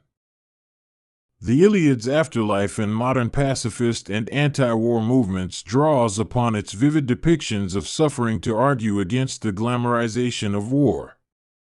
Artists, poets, and activists have quoted Homer when they want to show the human cost of battle, insisting that the epic's grandeur cannot fully disguise its devastation. This critical reading shifts the poem's aura from celebration to lamentation, emphasizing empathy over heroism and mourning over triumph. Such reinterpretations remind us that texts are not fixed in meaning but are continuously reevaluated. The performative environment of the Iliad in the ancient world, banquets, festivals, and public recitation, tells us that the poem functions socially as well as aesthetically. Families and communities gathered to hear the gods and men speak across generations, and those gatherings reinforced communal bonds. In modern times, public readings and performances replicate that social function, letting listeners experience the poem as a shared event. The communal nature of listening intensifies the poem's moral challenges and aesthetic pleasures. Scholars of the Iliad have paid increasing attention to marginalized voices within the poem's world, slave narrators, noncombatants, and minor characters whose brief appearances reveal structural features of Homeric society. Focusing on these voices enlarges our understanding of how power and vulnerability are distributed and how the epic's economy of fame often converges with social inequality. These perspectives complicate traditional heroic-centered readings and offer a richer, more inclusive view of the poem's social landscape. The Iliad's capacity to be both a mythic foundation and a personal mirror makes it a unique cultural artifact. It tells a story about the origins of civilizations even as it invites intimate identification with pain, grief, and desire. That dual function, public charter and private consolation, helps explain why it circulated across so many domains of human activity, from political rhetoric to bedside consolation. The poem's ability to inhabit both levels simultaneously is a principal reason for its enduring presence in human culture. Poets and artists continue to be drawn to the Iliad because it allows for formal experimentation while offering deep moral questions. Writers can adopt Homeric modes, catalog, simile, and epithets, or they can subvert them to critique tradition. This dialogic relationship has kept the poem fresh. Each generation discovers not a fossil but a living text that stimulates new artistic choices. The Iliad's formal inventory thus remains a wellspring for creativity in many media. The idea of translation as transformation becomes particularly clear when we compare multiple English versions of the Iliad. Each translator reconfigures tone, pace, and moral emphasis, producing different Achilles and Hectors. These differences reveal how much of interpretation is embedded in linguistic choice, and they show that anyone who reads Homer is also, in some small way, a translator of values across time. That observation creates humility about claims to a single authentic Homer and invites plural readings. One of the Iliad's most persistent lessons is the cost of unbridled honor culture, and the poem's tragedies can be read as cautionary examples about social incentives that reward costly violence. Yet the poem does not simply moralize, it shows the tangled incentives that lead men to act and then asks us to inhabit the consequences. Its refusal to present easy resolutions keeps the poem ethically engaged rather than didactic, and it compels listeners to live with moral ambiguity. Animal images in the Iliad are not merely decorative, they interpret human psychology and social relations through the behavior of creatures. The lion, the taming of horses, bees on a comb, each set of images creates an analog for human action that clarifies motive or character. These animal metaphors bridge human and natural worlds, offering a way to think about impulse and community with fresh immediacy. Their recurrent use underscores the poet's observational acuity and moral imagination. The Iliad's narrative technique of focalizing through different characters lets listeners hear multiple perspectives on the same events. Sometimes the focus is on Achilles' private grief, sometimes on Agamemnon's political anxiety, sometimes on a minor warrior's terror. These shifts create a chorus of human voices that refuse a single moral adjudication, demanding that listeners assemble their own ethical judgment from competing testimonies. The result is a moral polyphony that keeps the poem lively and unresolved. As the Iliad entered modern curricula and cultural memory, it also became a site of feminist critique, prompting questions about women's representation and voice in a male-dominated epic. Feminist scholars examine how women are portrayed, what power they exercise, and how their marginalization reveals the gendered costs of heroism. These critiques expand our understanding by insisting that any account of Homer must include how gender structures participation in the epic economy. The conversation enriches both textual analysis and ethical reflection. In contemporary popular culture, reference to the Iliad often functions as a shorthand for epic struggle and tragic consequence, but more nuanced works have engaged its specifics, characters, scenes, and moral dilemmas to explore current concerns.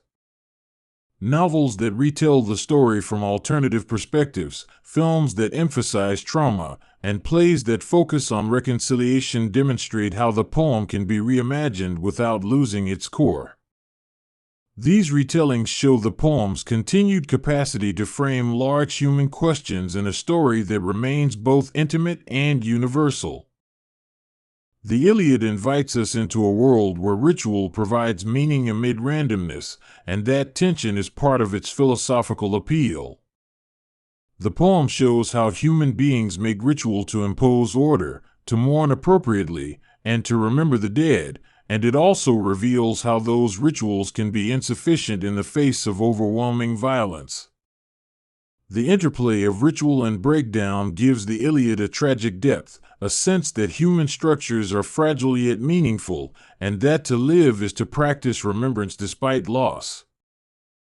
Historically, the poem's reception has often reflected contemporary anxieties about empire, about civic identity, about the ethics of leadership, and each era reads Homer through its own lens. That mutability does not undermine the poem's greatness, rather, it demonstrates the Iliad's capacity to be useful to each generation's moral questions. The poem, like a mirror held up to different times, reveals as much about readers and their world as it does about the ancient past. If there is an everlasting reason the Iliad remains alive, it is the poem's capacity to hold sorrow and splendor in the same hand. It celebrates skill and courage while also mourning those very qualities when they are spent on destruction. This doubleness allows audiences to take pleasure in language and admire craft, without losing sight of human cost. The Iliad thus remains a living text, one that continues to teach, to trouble, and to console across centuries of listening. Subscribe if you feel the Iliad's blood and glory beating in your chest, and comment below. Are you with Achilles or with Hector?